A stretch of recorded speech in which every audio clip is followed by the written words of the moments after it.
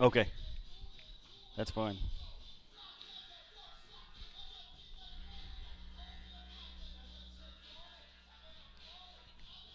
How much time you got, Steve? 15 minutes. Okay. We should be good. Okay. You want to get that one going over there? Let me turn.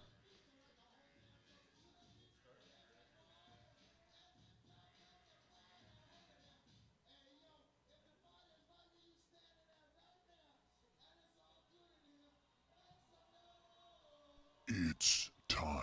It's time. 10, 9, 8, 7, 6, 5, 4, 3, 2, 1, 0. Blast off. It's time for Hastings Sodbuster Baseball.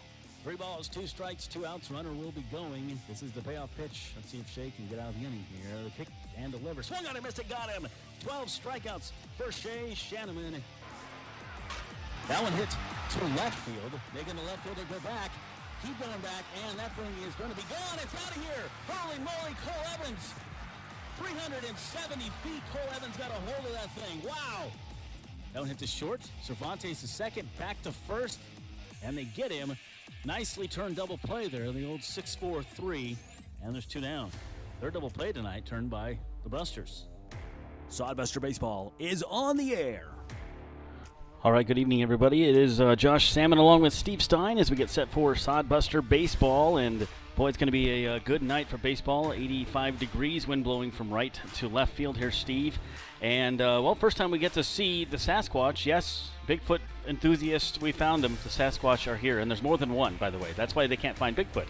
July 4th weekend, baseball, apple pie. Ooh, is there some of that? And Bigfoot. I didn't see the pie. Yeah, I think it's what's more American? There we go. It'll be fun. Hot dogs, hamburgers, all Yep. that stuff going. We'll talk about that a little bit more tomorrow as well.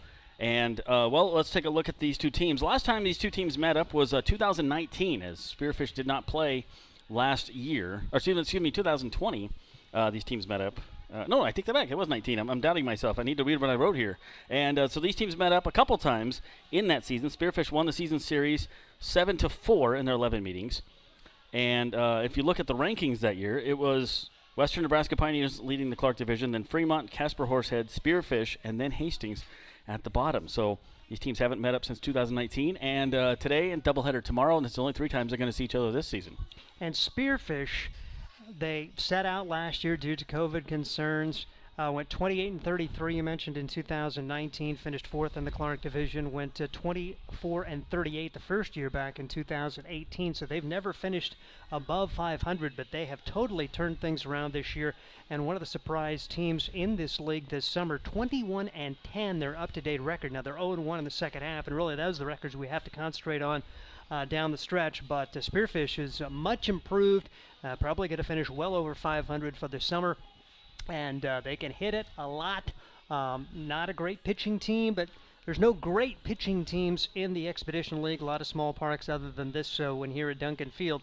But they can really swing it right behind Soros Valley in terms of the hitting numbers that they have put up this year. So this squad from Hastings is going to have to pitch it well, and hopefully the park will also play into Hastings' favor today, and they can slow Spearfish down here for this game today and the doubleheader tomorrow. You look at this Spearfish team, as you said, hitting this season. They've hit 43 home runs, which seems pretty crazy to me. Excuse me, that must be that's a team. I'm sorry, because it says games play. So as a franchise, they've hit 43 home runs. But yeah, this year they're really playing well. And on home runs, they have 17 actually this season. So. I'll take that back. 15 to RBIs, 229 RBIs. That's quite a few per team. So they really swing it pretty good. And the team batting average right now, and you said they lost the first game, so it dipped a little bit. I have 438. Is that? No, 307, which is second best in the league. So they've had a pretty good year though. Just right behind Soros Valley in terms of their pitching, of their hitting numbers. Now pitching-wise, they come in at 5.82. That's 5th in the league. Compare that to Hastings. Sodbusters right now, 246 for the batting average. That's 11th in the Expedition League, and they're pitching at a 6.15 clip. They've really fallen off in terms of the ERA on that 1-5 road trip. It's tough. They're right behind Spearfish in terms of team ERA. with that 6.15. I mean, put that in perspective. The team ERA is at 6.15. That's 6 out of 12 teams. Yeah. So 6 teams are worse than that. It is a hitter's league here in the Expedition League. Yeah, and it'd be interesting to see what they do here today, as they haven't been here in a couple years. Spearfish, as you mentioned, 21-10. They are second place right now in the Clark Division, right behind Western Nebraska Pioneers. They're a game and a half back. Then it goes Fremont, 2.5 back. Sioux Falls Sunfish, 7.5 games back.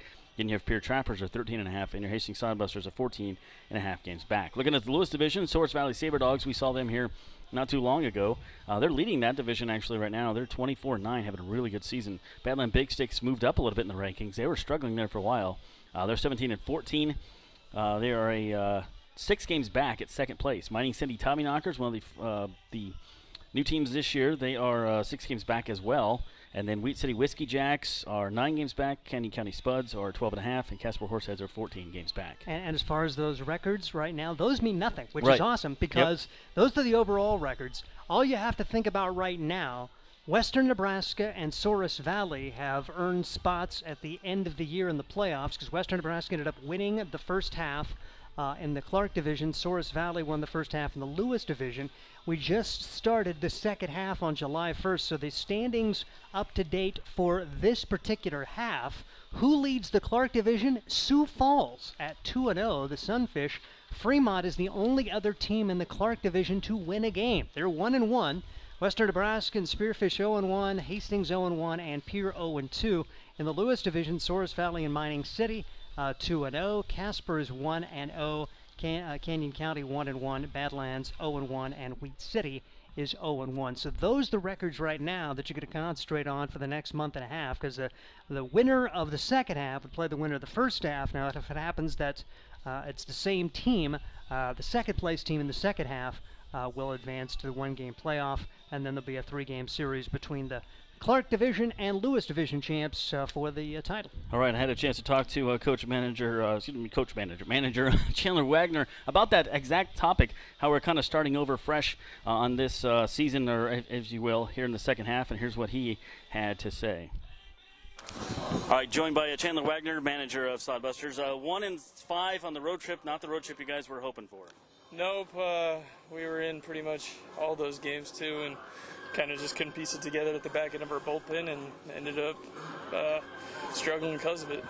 On this road trip too, you gained 4 guys, you lost some guys. That makes it a little difficult too, sometimes for lineups and guys getting used to playing to each other. Yeah, I don't know. I think we still get a good bunch, and I think our new guys are going to help us. And I don't know. So far, they've contributed, and it's been good so far.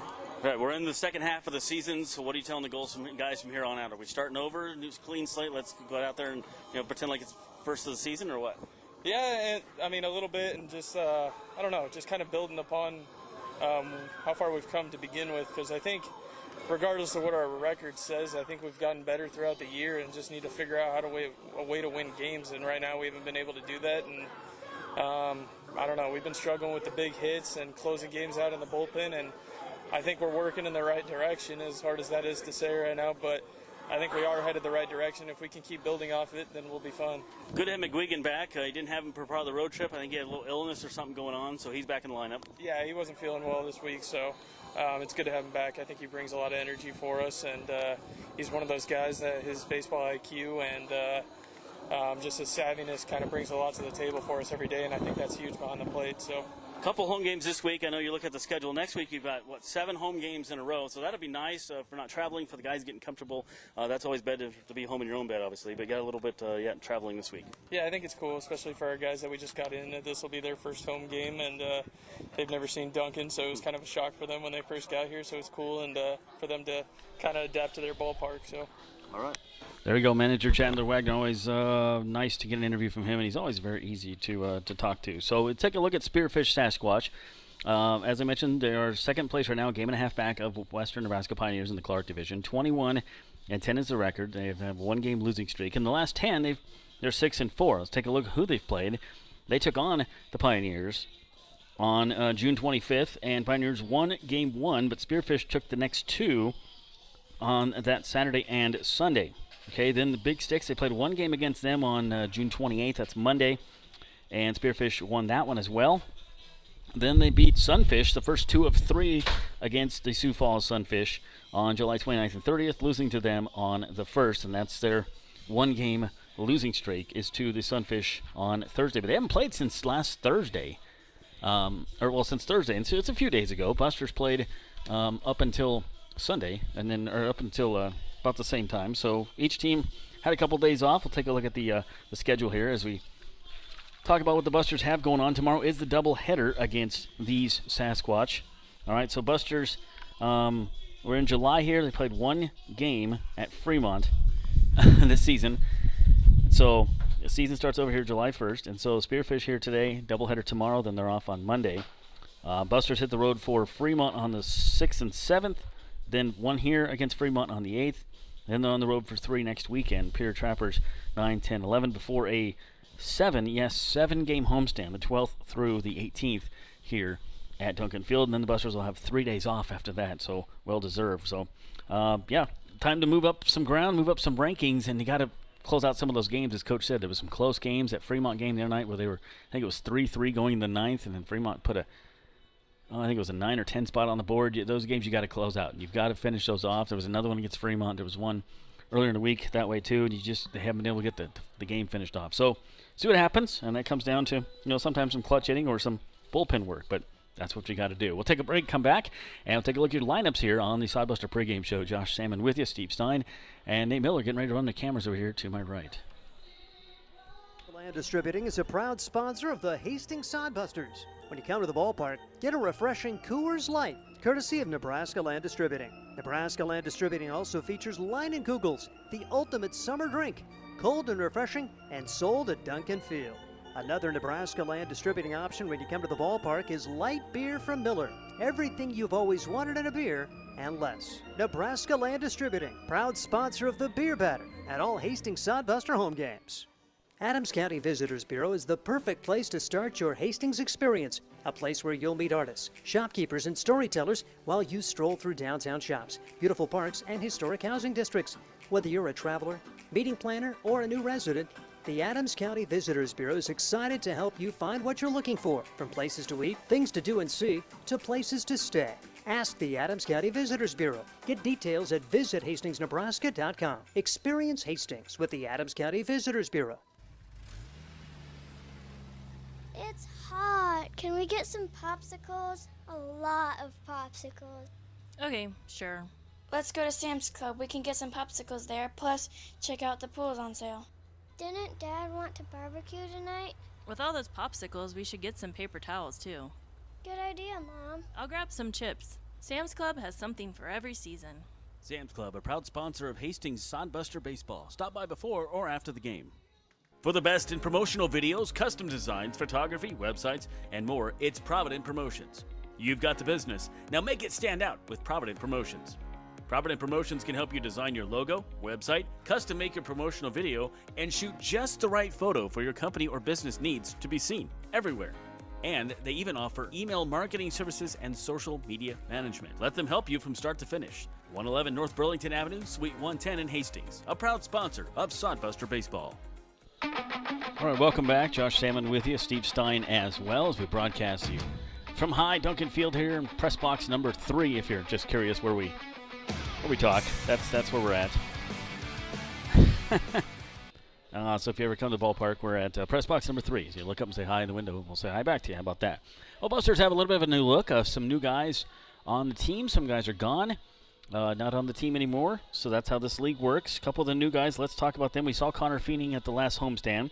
I had a chance to talk with Connor. That'll be my next interview here coming up after the next break on the pregame show. Luke Solis joins the team. He is from Chino Hills, California, going to go to UC San Diego. All right? I got to talk to him about that because I'm from San Diego. He is a 6', 175, and they got him listed as an infielder. And another new face on the team is, you look at the outfield, you have Logan Johnstone.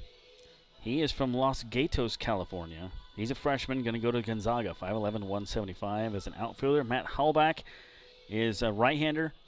I don't have a whole lot of information on him. Let me see what I can find on Matt. And it is Hallback. It looks like Hallbach, but it's Hallback. And what I have on Matt is he is committed to UC San Diego as well, so him and Solis will be teammates there.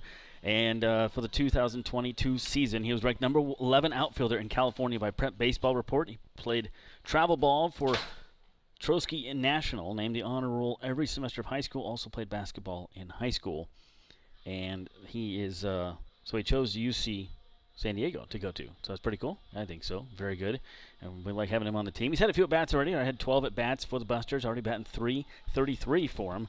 That's Matt Halbach. He is in the lineup tonight as well. We mentioned Luke Solis. Luke is 6 foot. He can play second base, third base, shortstop. He was 2021 class from Ayala High School and Southwest Future All-Star Series. Committed to play at UC San Diego. Worked out for 15 different schools and ultimately going to UC San Diego. Wants to stay in California probably. Chino Hills. All right, so not too far from where he's going to be going to school. Logan Johnstone, we talked about. He's from Los Gatos, California. He was ranked among the top 500 2021 prospects nationally. Talk a little bit more about him as well. In January, he won the Perfect Game MLK West Tournament, January 2020. Batting .381 with 8 RBIs, 5 stolen bases in 7 games, going all-around team nod. So pretty cool for him. Very nice, yeah. And the other guy I haven't mentioned yet is James Shamashita. All right, James can pitch a little bit, and he plays in the field as well. We've got him listed as an outfielder. He is bats left and throws left, wears the number 28. And I'm looking on the field, and I don't see him yet. He might be down the bullpen. They're going to use him that way a little bit, too. He's pitched 3 games to the Busters. He's also batted.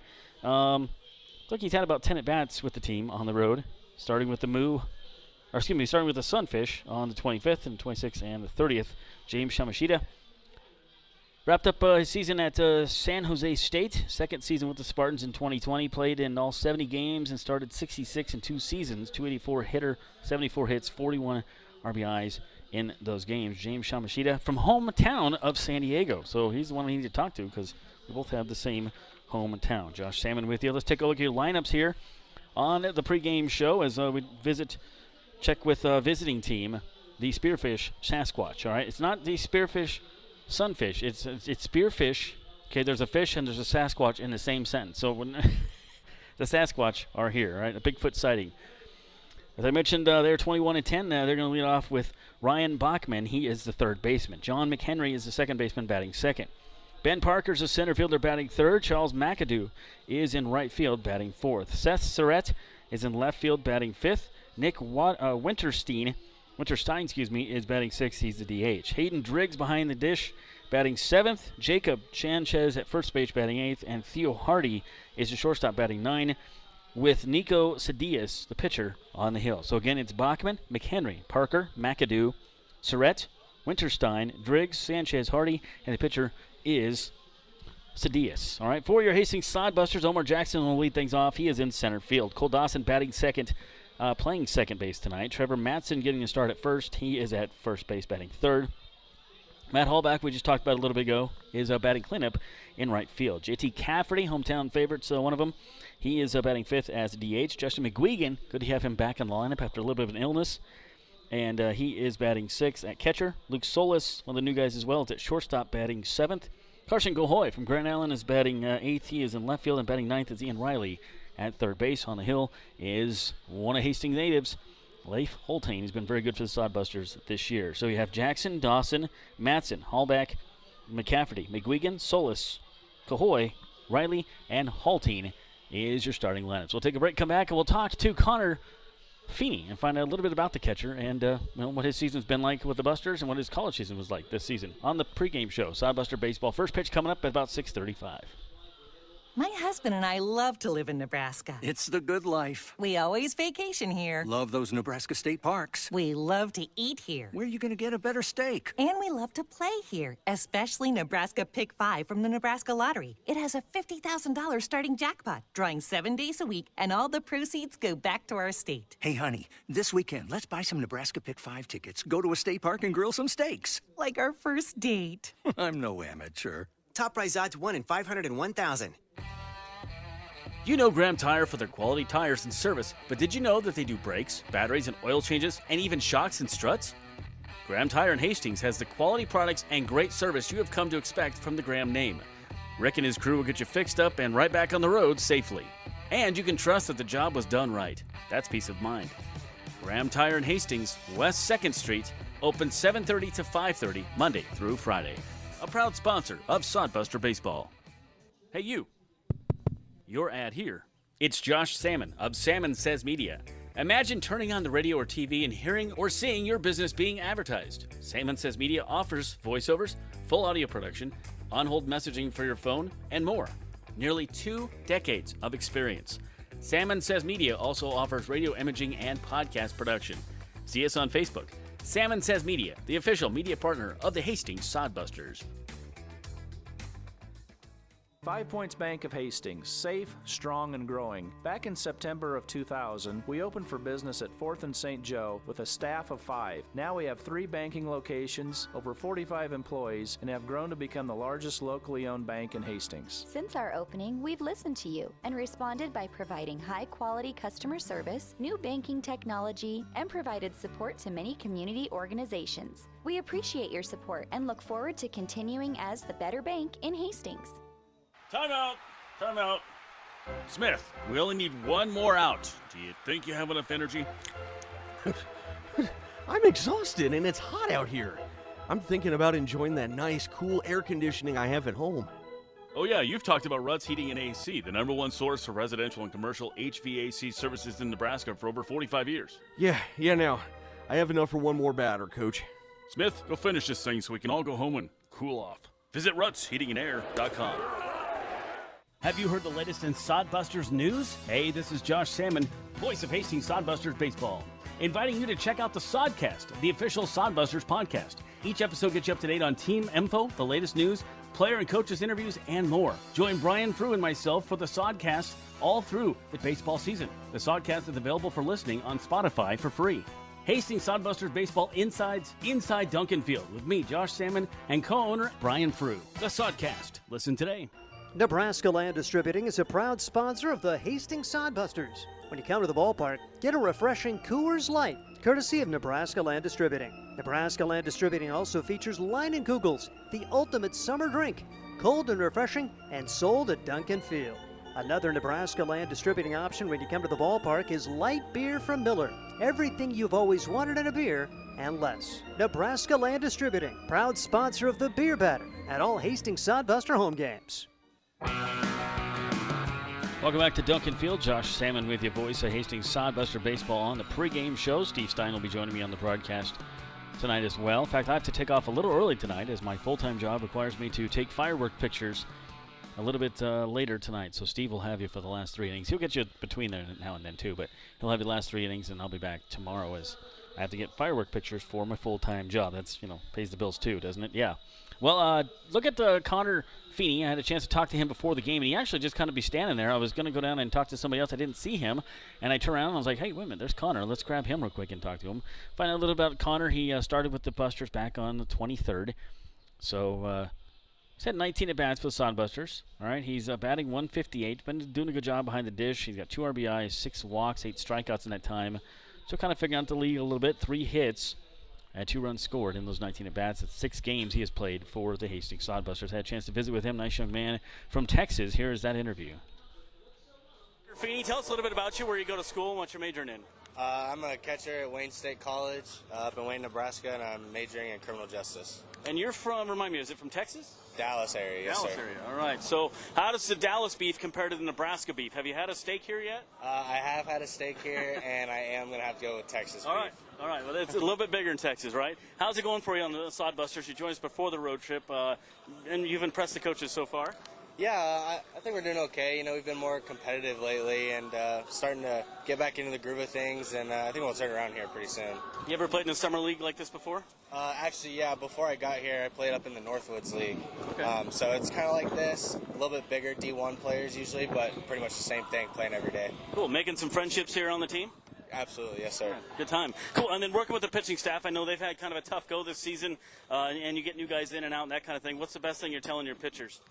Right now, it's just try to stay in rhythm. Luke, Coach Bay has actually helped me a lot with that. Just learning how to handle the pitchers more in-game and get out of the inning and then be able to make adjustments in between innings. I've gotten pitching coaches' version of this, and I've got pitcher's version of this. I want to hear it from a catcher. How important is that first pitch strike? It's probably the most important pitch of the at-bat, kind of dictates how the entire at-bat goes, so extremely important. Very cool. Any favorite Major League team or player? I'm definitely a Rangers fan. Favorite player, probably Isaiah Kiner-Falefa, because he can do pretty much anything he wants on a baseball field. Did you ever get a chance to watch Pudge then? I did not get a chance. Oh, man. No, did not. That would have been a good one. You can watch old videos of him. How about that? Yep. Thanks, Connor. There we go. All right. Of course, I was talking about Ivan Rodriguez, being from Texas, and Ivan playing so many years for the Rangers. So there we go. That was Connor Feeney. Game we're about 9 minutes away from first pitch here. Tomorrow, doubleheader between Spearfish and your Hastings Sodbusters. And tomorrow, 4th of July, all you can eat. Yes, all you can eat hamburgers, hot dogs, soda. I call it soda, but it says pop. Water, bratwurst, chips, and cheese until supplies last as the Sodbusters take on Sasquatch. And the doubleheader starting at 2:35 tomorrow. Remember, first game at 2:35. Second game will be about a half hour after that one ends. And so join us here at the ballpark tomorrow if you want to, and wear your patriotic stuff, that kind of thing. And maybe the fireworks will be coming from the bats of the Hastings Sodbusters tomorrow. Maybe they'll start today with their fireworks. Why not? July 3rd, right? Thanks for joining us here as they go over the lineups at Duncan Field. Nice day at Duncan for some baseball, and like Steve was saying, it's 4th of July weekend. You've got warm weather, you've got baseball, hot dogs, things going on. It's family time together. It's a good time to head on out to the ballpark and enjoy some baseball. 87 degrees right now at Duncan Field, humidity at 37%, and the wind speed is about 12 miles an hour out of the south. So there we go. All right, Busters wearing their green uniforms, the green shirts, I should say, with the pinstripe white pants, green pinstripes, and the green high socks with their Oakland A-looking hats with the bees on them. Spearfish wearing black uniforms with a teal logo on the front of Bigfoot, Sasquatch. The numbers are teal as well, and they're wearing gray pants with a stripe down the side, black hats, and the logo on the hat as well. So there we go. I'm wearing my Hawaiian shirt because it was supposed to be Hawaiian Day, and there's a few people out there with lays on and their Hawaiian shirts. I don't have a Sodbuster Hawaiian shirt. I need to work on that, but I grabbed a nice blue one I have. It was either this one or I have a San Diego Padre one that I almost wore. It's really, really old school looking, but I decided to go with this one because it matches my hat better. So if that makes any difference to you, you can't see me anyways. So there you go. All right, so let's take a look at the starting pitcher for each team here on the pregame show. As Sadius is the pitcher for the Sasquatch, and get you some numbers on him here in a moment. All right, it is Nico Sadius, and Nico is this is his 9th game. He has started 6 of them, 32 innings pitched, 37 hits, 19 runs he's given up, 18 of those earned, 15 walks, 23 strikeouts in those 32 innings. ERA is 5.06, and batting average against him is 3.01. So Busters need to come out and score early and often against this guy and get something going here. Pitching's going to have to hold up for the Busters, but I feel good today with Leif Holtein on the hill. The Hastings native will be making his start. 6'3", 200 pounds from Missouri Southern State, obviously from Hastings, Nebraska. And you look at Leif, this tonight's start will be his 7th game, all started. 32 innings pitched for him. He has struck out 23, 5 walks, 11 runs earned, and he has an ERA of 3.09, which in this league is like pitching 0.65 in the majors. So that's what you got to do here. We got the first pitch going to be thrown out here on the hill, and we'll be set for some baseball here in a little bit. National anthem coming up as well, and you got to have that on your 4th of July, correct? Yeah, exactly. Sawed off a few fireworks this morning for my kids, just some little stuff, and I'm proud to admit I still have all 10 fingers, so that's a good thing, right? I don't ever buy the really big things. I like to watch them. I don't really like shooting firecrackers. I just don't. I had a black cat blow up in my hand one time when I was about 15, and it kind of turned me off from there. I didn't grow up around fireworks, shooting them. In California, you can't have them. There's too much wildfires and stuff, so didn't do any there. I just used to watch them. So I'd much rather watch them. I mean, I have no problem buying a few, $20, $40, something like that, and just watching them and watch the kids do them. But I'm not a big shooter myself, all right? We did have a fun situation last year with the fireworks as we had one of those little parachute guys, and he landed in the tree. He's still in the tree, by the way. So Omar celebrating a birthday today, Omar Jackson. And he's leading off for the Busters here in the bottom of the inning. So that'll be fun for him, too. And wait for the crowd to say, oh, no, they're singing to him here at Duncan Field. All right, we'll take a quick break, come back, first pitch, and your national anthem coming up. This is Sod Buster Baseball from Duncan Field.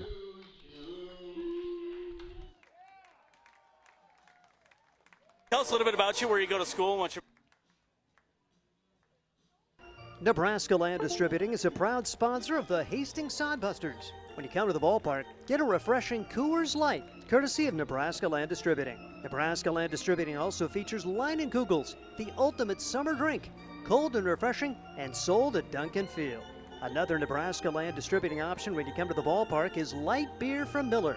Everything you've always wanted in a beer and less. Nebraska Land Distributing, proud sponsor of the Beer Batter at all Hastings Sodbuster home games. All right, we're going to have the national anthem running here at Duncan Field. I wish I was as cool as my choir director, Stromer. Oh, say can you see by the dawn's early light what so proudly we hailed at the twilight's last gleaming, whose broad stripes and bright stars through the perilous fight o'er the ramparts we watched were so gallantly streaming, and the rocket's red glare, the bombs bursting in air, gave proof through the night that our flag was still there. Oh, say does that star-spangled banner yet wave o'er the land of the free and the home of the brave. Good job, Senior. All right, very good. And one of Jason Fru's students there from Aurora High School. And, boy, that's probably my favorite one all year. We've had a lot of people do them and some good ones, but, boy, I like the baritone being – I was a baritone singer in choir, so I like to hear the baritones out there singing the national anthem. Take a look at the lineups once again. If you missed them, Josh Salmon with you. Steve Stein will be joining me. Got Nate Miller running our cameras to our right, our tech guy. Spearfish will have Ryan Bachman, third baseman, then Johnny McHenry batting second at second. Ben Parker, the batting third at center field. Charles McAdoo is the right fielder batting cleanup. Seth Surratt is in left field batting fifth. Nicky Winterstein is, say that name 5 times. He's batting sixth. He's the DH. Hayden Driggs is behind, that's a cool name, behind the plate. He is batting seventh. Jacob Sanchez is at first base batting eighth. And Theo Hardy's the shortstop batting ninth with Nico Sadias on the hill. And Leif Holtain is out there for your Sodbusters right now. Omar Jackson will lead things off for the Busters in the bottom of the first. It'll be him in center field and Cole Dawson at second base. Trevor Madsen batting third at first. Matt Hallbag, right fielder, batting cleanup. JT Cafferty batting fifth at the DH. Justin McGuigan back in lineup at batting sixth, playing catcher. Luke Solis, one of the new guys, shortstop, batting seventh. Carson Gahoy batting eighth in left field, and batting ninth is Ian Riley at third base. Leif Holtain out there for you. Hastings native, obviously. Take a look at Leif, and the last time he pitched, and I'm trying to remember, and trying to go by memory for me is not a good thing to go off of memory. That is not a good thing for me at all. So Holtain, Leif last pitched on June 25th. All right, so a little while ago. Been a few days. 6 days, I think, against Sunfish. That was game 1 against Sunfish. And got no decision on that one. He went 6 innings, only gave up 2 runs. Struck out 3, walked 1. 2 earned runs and 6 hits in 6 innings. So good outing for him. Just couldn't get the win for him, those guys. So here we go. We're underway. First pitch. Happy July 3rd to you and July 4th if we don't talk tomorrow. Doubleheader tomorrow. I'd like to see you out here at the ballpark because we're going to feed you as well with your admission ticket. First pitch coming up here to Ryan Bachman. And we're underway. That one fouled off. Hit off the catcher. McGuigan, welcome back to the ballpark. Takes one off the chest already. So umpire will give him a second and walk it out to Leif. Bachman. Bachman, 25 for 92, 271 average, 2 home runs, 17 RBIs. I was hoping there was guys in this lineup named Turner and Overdrive, but there's not. There's not even a Bachman Turner, just Bachman by himself. That's okay. Ryan Bachman from Minnesota State, Mankato, is where he goes to college. He's actually from Rapid City, South Dakota. Not too far stretch for him to play for the Sasquatch. No balls, 2 strikes from Leif Holtein. Just underway here, game number 1 with the Spearfish Sasquatch. Bigfoot sighting here in Hastings. Leif, big tall right-hander, kicks and delivers versus the righty and foul offer by the Busters dugout. So remain 0-2. Going to be McHenry Parker due up next here for Spearfish this inning. Wind's picked up a little bit, blowing from right center field like it normally does. Only time we're going to see Spearfish is in this series. Today and the doubleheader tomorrow. Remember, first game tomorrow, first pitch 2:35.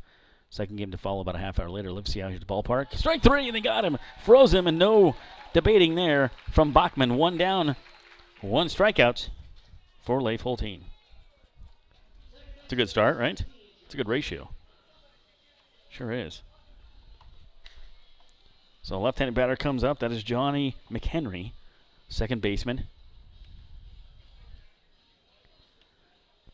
McHenry is from Nevada, Sparks, Nevada. He is their second baseman. And McHenry is goes to Cerro Coso Community College. I hope I said that right. Strike in there from Leif. You know, as a manager, I'm sure if you talk to Chandler Wagner and if you talk to pitching coach Luke Bay, you always feel pretty good when Leif Holtein's on the hill. He's had a really good season for the Busters this year. 3.09 ERA coming into this game,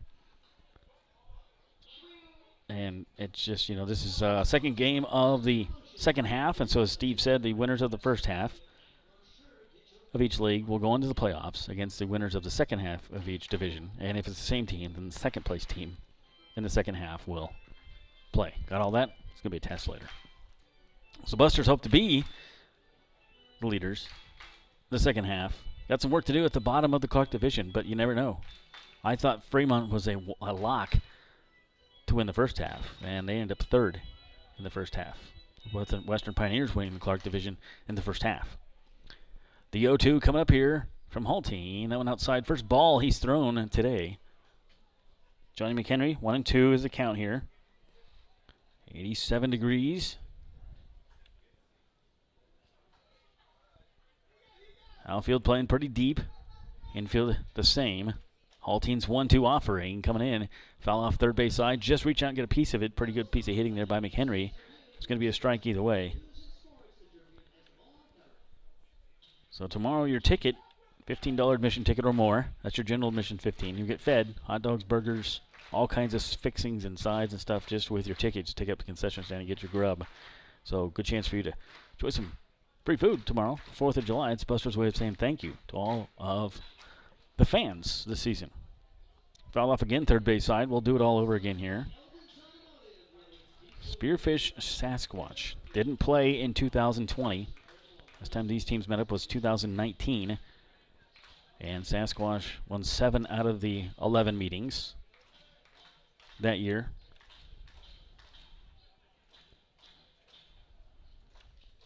Now the 1-2 once again from Leif Holteen. And just misses outside by a little bit. Not too far outside. That was a good idea to go back out there. That's when McHenry fouled off a little bit ago. Didn't go fishing this time. 2-2. I think that's where he wanted to throw it. McHenry just wasn't biting. 2 balls, 2 strikes, 1 out. No score. Top 1. Josh Salmon with you. Hastings in Duncan Field. Here is the 2-2. Back up the middle, and Dawson goes diving, and it can't get into it, so it goes into center field. Cole Dawson getting the start at second base, with Sola starting at short. So first hit of the game belongs to Johnny McHenry of the Sasquatch. So Ben Parker comes up. Parker, center fielder. Third batter of the inning for Sasquatch. Parker goes to Whitman University. He's from Los Altos, California.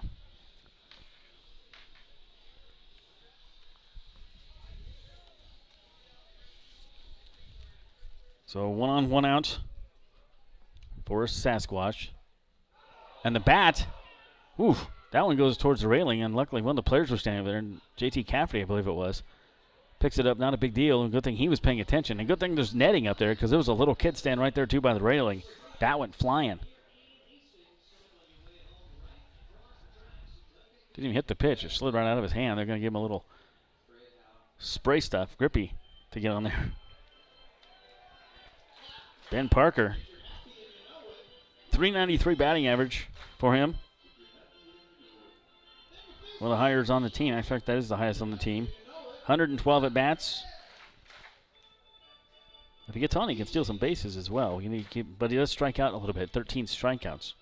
The home runs, he has 8 doubles, 4 triples on the season, and 34 RBIs.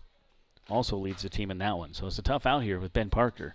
0-1 coming up here. Runner on first. 1 down, no score, top 1. That one fell off by the concession stand. Actually hit off the roof of the concession stand. So 0-2 here. Leif has been ahead of every batter this inning. He got Ryan Bachman to strike out looking. Gave up a single to Johnny McHenry. He stands on first, and now he's ahead 0-2 here to Ben Parker. Charles McAdoo, my favorite name on the team, he is due up next if we don't get the double play here. And that one is hit sky to center field. Omar's over there. Carson Cahoy's over there. Who's going to get it? And Carson makes the one-handed grab. Nice backing up there by Omar. That sun can be a bear in left field. Carson's getting used to it. And there's 2 down. No chance for McHenry to advance. Basically 2 center fielders out there is what you have. I mean, Cahoy can play all over. I think Omar's a little more comfortable in center than in left field, considering he's been an infielder most of his career. So 2 out here, 1 on. Charles McAdoo comes up. He's the right fielder. It's a fun name to say. McAdoo. That one hit in the 5-5 hole and into left field, so first pitch swinging for McAdoo. And 2 on here for Sasquatch with 2 outs in the first. And that brings up Seth Surratt. Surratt, .357 batting average. Has walked 12 times. Has struck out 12 times as well. Long Island University.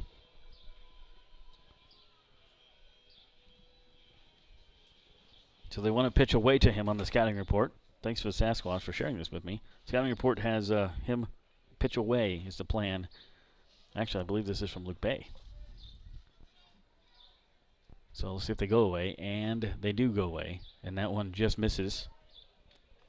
To Surratt, left-handed batter, left fielder. And Luke Bay spends a lot of time on these spray charts and these stat charts. You don't understand how long these things take, so there's a lot of lingo in here. I don't know what it means, so I'm not going to share with you because I was never a pitcher. 1-1 there to Surratt. 2 runners on. You got McHenry standing on second base. McAdoo standing on first. Seth Surratt hits left-handers much better than he hits right-handers, which is interesting because he's a left-handed batter. Usually it's the opposite. 1-1 coming up here from Leif. Pitch to foul off third base side. Seth Surratt they can get up to SL 3-1 or 3-2 counts in play. So a lot of lingo on here. I don't know what any of that means. I just know that they want to pitch him away. So let's see if they set him up away. McGuigan gives the sign to Holteen. Checks his runners. Let's see where Justin's setting up behind the dish here. And it is outside, and that one was inside. So it wasn't where he was set up, but Cahoy grabs it on a line drive. That thing was falling fast, but Carson's got some wheels, and he plays a good left field, and they leave 2 on base. 2 hits, no runs, 2 left on for the Sasquatch. Bottom of the first coming up, no score. Sodbuster Baseball from Duncan Field. This is Josh Salmon. Let's go ahead and get your ads going here. Thanks to all of our Sodbuster sponsors as well. And let's hear from Adams County Visitors Bureau. With historic housing districts, beautiful parks, and strolling through downtown shops. No, it isn't a fairy tale. It's Hastings, Nebraska. The Adams County Visitors Bureau invites you to experience Hastings, from bird watching to the Aqua Court Water Park to taking in a Sodbusters baseball game at historic Duncan Field. It all starts with the Adams County Visitors Bureau. What would a visit be without great eats? Hastings has plenty for all cravings. Start exploring at visithastingsnebraska.com. Experience Hastings with the Adams County Visitors Bureau. Nebraska Land Distributing is a proud sponsor of the Hastings Sodbusters. When you come to the ballpark, get a refreshing Coors Light, courtesy of Nebraska Land Distributing. Nebraska Land Distributing also features Leinenkugels, the ultimate summer drink, cold and refreshing, and sold at Duncan Field. Another Nebraska Land Distributing option when you come to the ballpark is light beer from Miller. Everything you've always wanted in a beer and less. Nebraska Land Distributing, proud sponsor of the Beer Batter at all Hastings Sodbuster home games. All right, well, Spearfish have a couple hits in the first inning, but leave those guys on base as Leif Holting gets a line out from Surratt to end the inning. Josh Salmon back with you. Steve Stein, Nate Miller to my right to take a look at the Spearfish Sasquatch pitcher.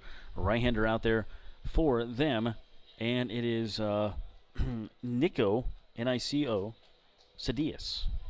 Sadias is the pitcher.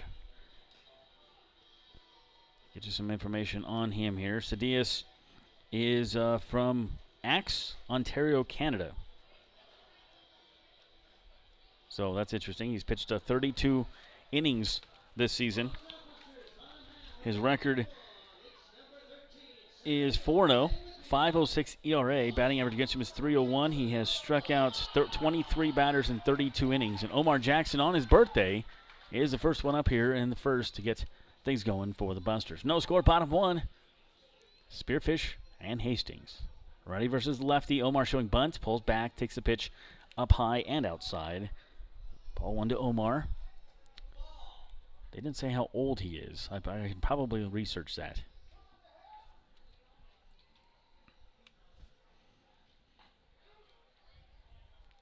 Strike there to Omar.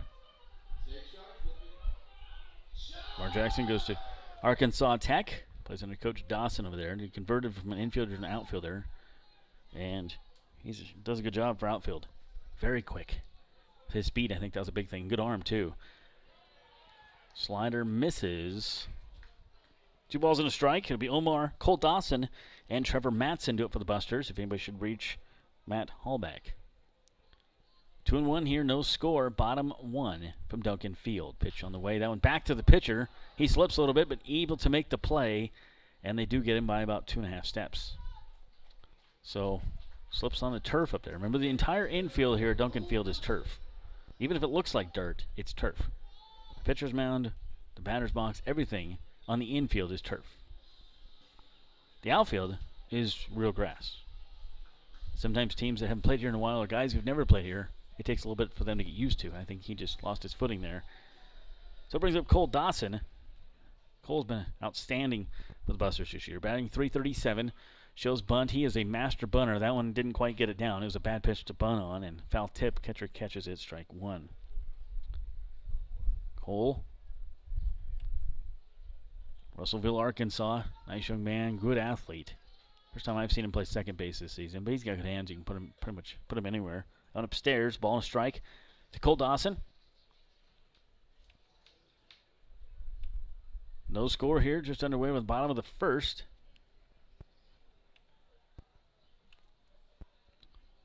Sadias works pretty quickly. That one popped up first base side.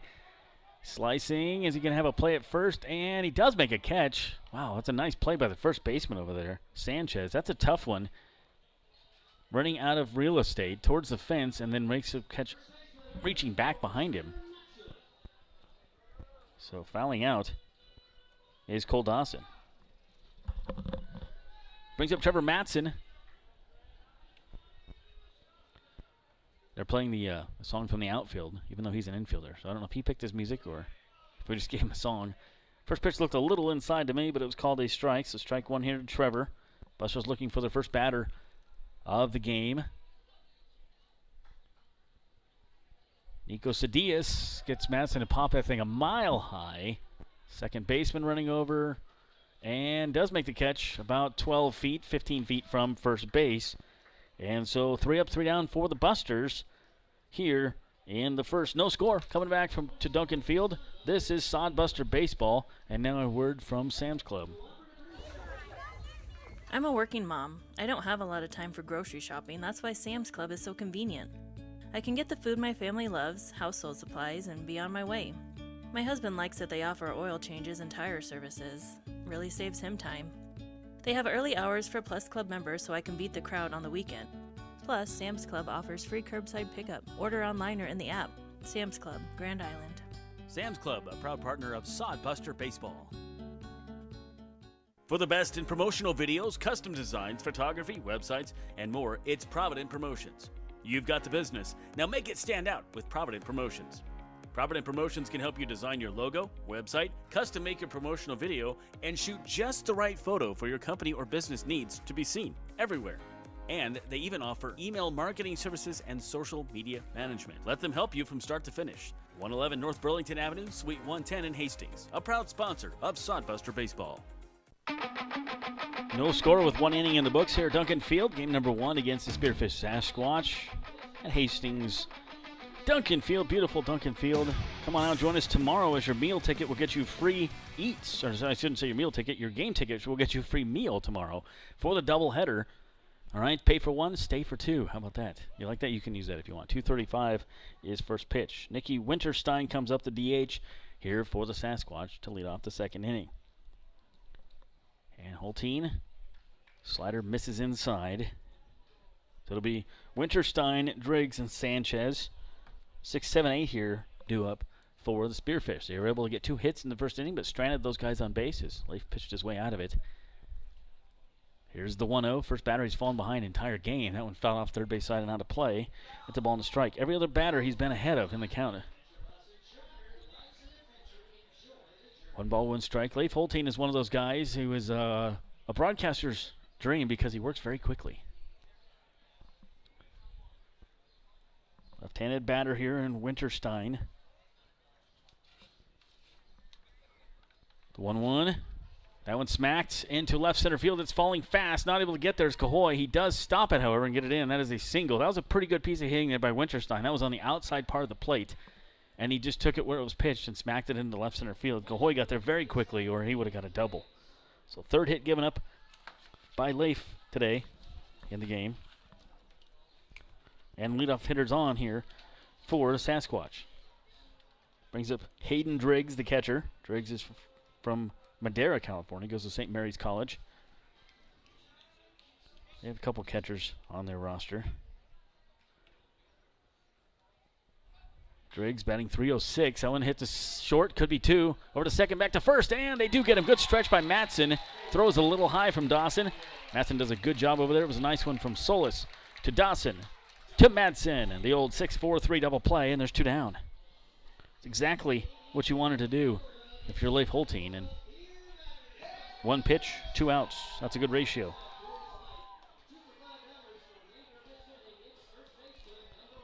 So Jacob Sanchez made that really good catch on Cole Dawson's ball over by the first base, and Facade running out of real estate. He is up now. These guys all have their own helmets. He's got a bright orange helmet. Looks like a Fremont Moo color. Smacked on third base line, strike 1. People are cheering because this guy is the beer batter. They're not cheering for him to do good. They want him to do bad. That's the way it works. Of course, Jason Frew is throwing gas on the fire. He's good at that, getting the crowd into it, right? Yeah, he's the best. The ball's one strike, and it went outside. Ball on a strike. Jacob Sanchez. Jacob hails from San Juan, Texas. Batting 184 on the season. Righty versus righty. Halting, very high leg kick. And swung on and missed. Went fishing, did Sanchez. It's 80 some degrees. Nice day to go fishing, perhaps. He did on that one. Ball and 2 strikes. Leif one pitch away from getting out of the inning. It started off bad with the hit, but then he got the double play. And if he can get Sanchez to go fishing again, perhaps. Let's see where they set him up. He could be out of the inning here, unscathed. Set him up inside, it looks like. And they are. Let's see if that's where he goes. He does go inside. That one right into left field, though. That's a good piece of hitting. I think that one just missed its spot by a little bit. McGuigan was setting him up inside, and he hung it out a little too far over the plate. So the second hit, and this is the second time in 2 innings that they've had a 2-out hit, adds the Sasquatch. So it brings up 9th place hitter Theo Hardy. Theo, the shortstop. Hardy from Berkeley, California, goes to San Jose State University. Hardy batting .288 on the season. In 80 at-bats. Has struck out 24 times. That one fouled off first base side. He's also walked 13 times. So Leif Holt head of the count, 0-1 here. Give up a single to lead off the inning to Winterstein. Winterstein, and then Driggs hit into the 4-6-3 double play on the first pitch he saw. Sanchez got a single a moment ago. Now 4th batter of the inning, 9th place batting in the order, Theo Hardy. Riley in a little bit at 3rd, otherwise everybody else back. Infield in a few steps, but not too far. Holting comes set. That one hit up to second base. Dawson shovels over to Solis at short, and they retire the side. They leave 1 more on base. 2 hits, no runs, and 1 left on for Spearfish. Busters see if they can get the bats going here in the bottom of the 2nd, right around the corner. No score here from Duncan Field. This is Sodbuster Baseball. Summer means Sodbusters baseball and hot weather, so make sure you stay cool with Ruts. Ruts Heating and AC is your #1 source for residential and commercial HVAC services in Nebraska. For over 45 years, Ruts has been a name to trust for repairs, installation, and maintenance work on time. Call Ruts Heating and Air Conditioning today to discuss your HVAC needs, free estimates, and the guarantee their work. Whenever your heating or AC needs, trust Ruts. Visit rutsheating.com. Nebraska has some of the most beautiful state parks in the country. And to celebrate their 100th anniversary, the Nebraska Lottery announces our Great Outdoors Getaway promotion. Through June 8, 2021, enter any non-winning $5 Nebraska State Park Centennial Scratch ticket for a chance to win a 2-night stay at a Nebraska State Park, $2,021 in cash, and Nebraska Lottery and Game and Parks merchandise. State parks as great as ours deserve a promotion as great as this. Top prize odds 1 in 80,000. Welcome back to Duncan Field. Busters coming up to bat here in the bottom of the 2nd. It'll be 4, 5, 6, Halbach, McCafferty, JT Caps, and McGuigan. Josh Salmon back with you as Nico Sedatus went through with Busters 1, 2, 3 in the 1st inning. So let's give you a little information on Matt Halbach. First time he's coming to bat here at Duncan Field. Where's the number 25? He's going to be playing baseball at UC San Diego next season. Says he chose UC San Diego because it seems like the best place for me to develop as a player and continue my aspirations to play professionally. The staff and the program believes in me and is the best fit for me to play ball. It's also an elite academic university in a great location, which is very important to me. So that one's going to be playing in San Diego next year, so very nice. Hallbeck fouls that one off. 1-1 here to Matt Hallbeck. 13 as bad as a Buster. First at bat here at Duncan Field. Crowd saying welcome, welcome, welcome. Hallbeck batting .333. And he's got his first hit as a Buster at home. Single into center field. So first hit for the Busters, and there goes a no-hitter for Sedaeus here in the 2nd inning. JT Cafferty coming up. If you're listening on the radio side, I'm sorry, I'm having a little technical issue on that side.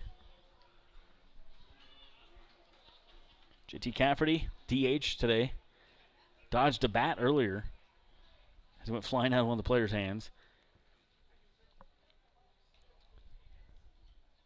Pitch on the way, and a delayed strike call. Did look pretty good from Cedius. JT was a catcher. He's learning to be an outfielder, first baseman. That's how they're going to use him in college. So he says, hey, I might as well learn how to do that here, and why not, right? From the hometown crowd. Batting .283 coming into this game. Goes to Western Nebraska Community College.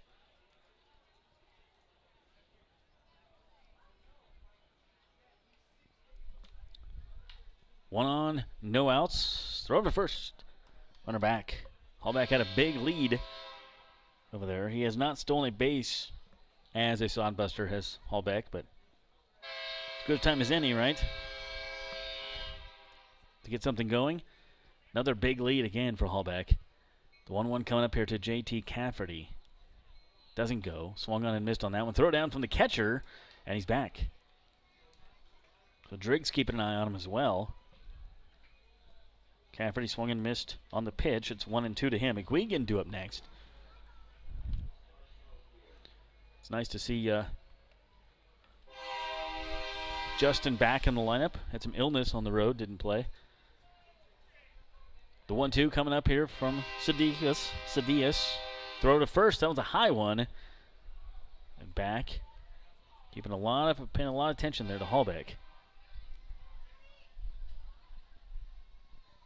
As I said, Hallback had stole no bases this season. As a senior in high school, he stole 3. Good lead again, not going. Cafferty just gets a nick of that one and goes to the batter's box. So remain 1-2. Tomorrow, your game ticket gets you a meal. Sodbuster's way of saying thank you to all their fans. Come on out and burgers, hot dogs, all the stuff you can eat with your game ticket. Stop by the concession stand with your ticket and load up on some food tomorrow and come watch the game. That one hit to center field. Who's going to get it? Right fielder, center fielder. Ooh, they almost collide. Center fielder does come up with it. That was close. Parker called off Moncada at the last second. And, or McAdoo, excuse me, McAdoo, and yikes. They almost collided.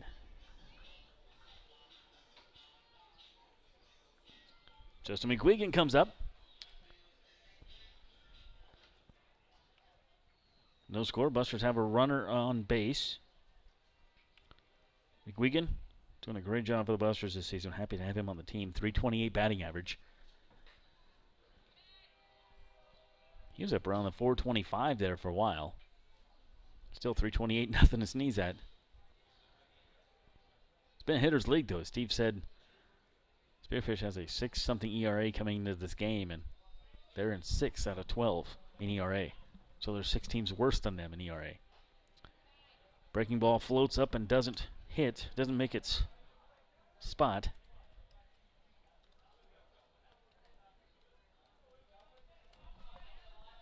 Two balls, no strikes. 1 out, 1 on here for the Busters. No score, bottom 2. Cedius on the third base side of the rubber. Righty versus righty matchup here. That one way outside. And not fishing for it is McGuigan. 3-0 now. Good bat here for Justin. He talked to Justin. He talks about his defense, but he should talk about his bat because he swings a good stick.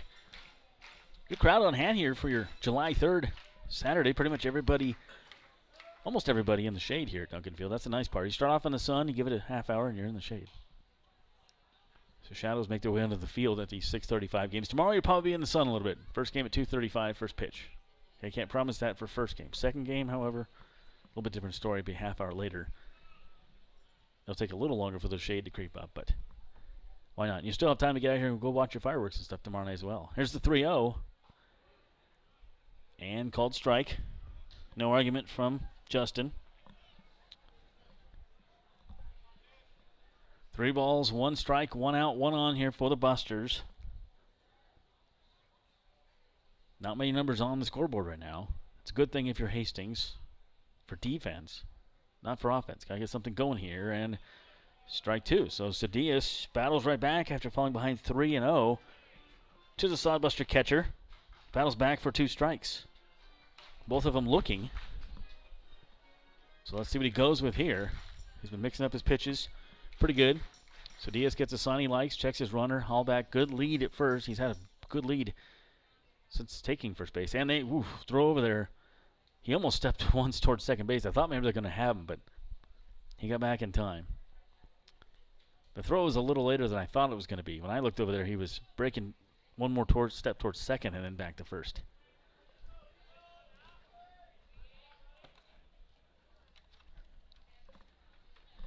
Three balls, 2 strikes, 1 out. Pitch on the way. And strike 3 called. Guigan didn't like it. And strikes out looking. So good pitching there for Nico Cedillas. Battling back and then striking out. 2 outs here for the Busters. First strikeout of the day by Cedillas. Luke Solis comes up to shortstop. Solis, one of the newer guys, joined us on the road trip. He's had 3 at-bats for the Sodbusters. From Alaya High School. We're about at .330. 30 hits, 91 at-bats. He's a varsity senior going to UC San Diego. Along with Hallback. They'll be teammates there. Hallback stands on first, his teammate, future teammate. Keep in mind, these are high school kids getting used to playing college baseball. So it's a great opportunity for them.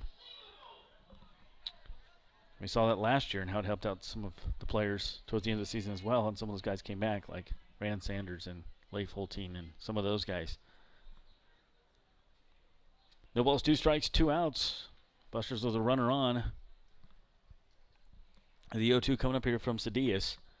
Nico kicks and delivers, and slider misses. That's a late breaking slider, too, on that thing. It really looks like a fastball out of his hand, and then it just breaks at the last minute. But it breaks for a ball. 1 ball, 2 strikes. Cedillas looks to his catcher, Driggs. Comes set. All back, good lead at first. And that one hit to second base. Should be an easy play for the second baseman. Over to first, it is. That's McHenry to Sanchez, and the Busters are out of it. But 1 hit and 1 left on for the Sodbusters here in the second inning. No score, top 3 coming up. This is Sodbuster Baseball from Duncan Field. We'll take a word here from Graham Tire. You know Graham Tire for their quality tires and service, but did you know that they do brakes, batteries, and oil changes, and even shocks and struts? Graham Tire in Hastings has the quality products and great service you have come to expect from the Graham name. Rick and his crew will get you fixed up and right back on the road safely. And you can trust that the job was done right. That's peace of mind. Graham Tire in Hastings, West 2nd Street, open 7:30 to 5:30, Monday through Friday. A proud sponsor of Sodbuster Baseball. Hey you. Your ad here. It's Josh Salmon of Salmon Says Media. Imagine turning on the radio or TV and hearing or seeing your business being advertised. Salmon Says Media offers voiceovers, full audio production, on-hold messaging for your phone, and more. Nearly 2 decades of experience. Salmon Says Media also offers radio imaging and podcast production. See us on Facebook. Salmon Says Media, the official media partner of the Hastings Sodbusters. Welcome back to Duncan Field. Well, Busters had something going with a runner on. He wasn't able to get him anywhere past first base, so it's been a very even game pitching-wise here for the 2 teams. And Sasquatch will back to the top of the order, and here's Steve Stein to take you here in the 3rd inning. It'll be Ryan Buckman to try to get things started for Spearfish. He struck out looking his first time up. So far, so good for Leif Holtein, able to get through those first 2 innings despite allowing 4 hits. Holtein comes set and brings home the first pitch of the top of the 3rd, and it's just low. 1 ball, no strikes on Ryan Bachman, a strikeout victim his first time up. The Minnesota State Mankato product, Rapid City, South Dakota is his hometown as he stands in the right-handed box. Here at Duncan Field, no score between Hastings and Spearfish. Pitch a little bit outside, 2 balls and no strikes, and it's news that there's a 2-0 count As you look at Leif Holtein, 28 pitches the first 2 innings, 24 of those were strikes. So amazing control for Holtein. First 2 innings, so his first 2 have missed here in the third. Hastings product, Holtein comes set, and the pitch is grounded to the right side in the hole. The throw is not going to be in time. Great effort for the Hastings Sodbuster shortstop. First chance to get to look at Luke Solis here at Duncan Field this year, and he is everything he's been billed to be in terms of his defense, but really no chance to get that guy as Bachman beats out the infield single. Solis did what he could, and so went out, a no-out base runner, leadoff hit for Bachman, and John McHenry will come to the plate. He singled his first time up, stands the left-handed box. Holtein has been able to work around trouble each of the first 2 innings. We'll see what happens here in the third. A scoreless tie, 5 hits already for the Sasquatch, as this pitch is bunted right back off the top of the press box, and able to stay off the top of a person's head, thankfully, as it bounced back into the crowd. No balls and 1 strike on John McHenry for the Spearfish Sasquatch. Out of Siracusa Community College, Sparks, Nevada, his hometown. As he stands and steps back in. Black jerseys for the Sasquatch. Light blue numbers, really sharp uniforms for Spearfish, South Dakota. No balls and 1 strike, and the delivery on the outside corner for strike 2. Quickly 2 strikes on John McHenry. Spacious Duncan Field, 408 to straightaway center, 405 to the power alleys, 367 down the right field line, 370 down the left field line. Had a chance to watch a game at Coors Field a few weeks back. This much bigger than Coors Field, where the Colorado Rockies are housed. Holtein, 0-2 pitch on the way. Sprayed foul. It remains no balls and 2 strikes on John McHenry for Spearfish. McHenry batting in the 2 spot in the batting order. As he stands in, coming into today, a solid batting average of .340. 21 runs scored. Good RBI producer as well. 17 coming into today. No balls, 2 strikes, no score here in the top of the third. But more base runners for Spearfish. Pitches bounce to the right side and into right field for a base hit. Hitting the second base bag is Bachman. He's going to try to go to third. The throw is not going to be in time, and Spearfish something cooking here in the third as they have singles from their top 2 batters. Runners at the corners, nobody out for one of the best players in the Expedition League this season, Ben Parker. 6 hits already against Leif Holtein, and Leif really going to have to battle back here with a scoreless tie in progress, but here comes the man, Ben Parker, .393 coming into today. Leads the team in average, games played, at-bats, runs, hits, triples, and RBIs. He is the real deal, and we'll see what Holtein can do to him. You can't really give ground with runners at the corners, and the first pitch is at the letters for strike 1. No balls, 1 strike on Ben Parker. Parker, out of Whitman University, California native, tries to reach down. Normally, if you have the dirt infield, you reach down and try to get some dirt to put on your hands. There's no dirt, so he was able to maybe rub his hands on the rubber there. Try to get a little more grip. 0-1 pitch as the runner goes, and this is rifled into right field for a base hit. 1 run will score, and Spearfish will have runners at the corners again on the 3rd straight hit of the inning. So Parker with the RBI single. Bachman scores. McHenry advances from 1st to 3rd. Every man has reached, and already 7 hits allowed by Leif Holtein. And here comes Charles McAdoo, the number 4 hitter, as he singled his first time up. So Holtein has been around the zone, but has not been really effective against a very hot-hitting Spearfish team. McAdoo out of San Jose State, Antioch, California, his hometown. Runners at the corners, still no one out for the Sasquatch. Pitch is bounced foul.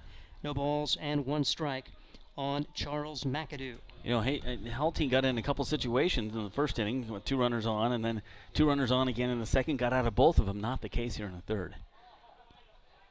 McAdoo stands in the right-handed box. Holtein trying to work his way around this particular situation. Just number 1, get an out. Double play ball was big last inning to help him survive with no runs allowed. Throw over to first and back safely is Ben Parker.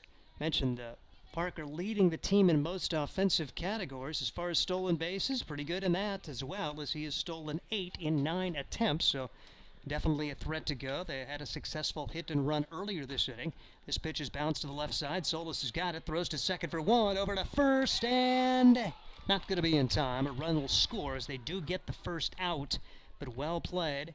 That middle infield really like the looks of Solis and Cole Dawson, the way they work at short and second. So McAdoo reaches on the fielder's choice. Parker is out, 6-4 on the put out. McHenry scores 2-0 Sasquatch here in inning number 3, as they have 7 hits to just 1 for the Sodbusters.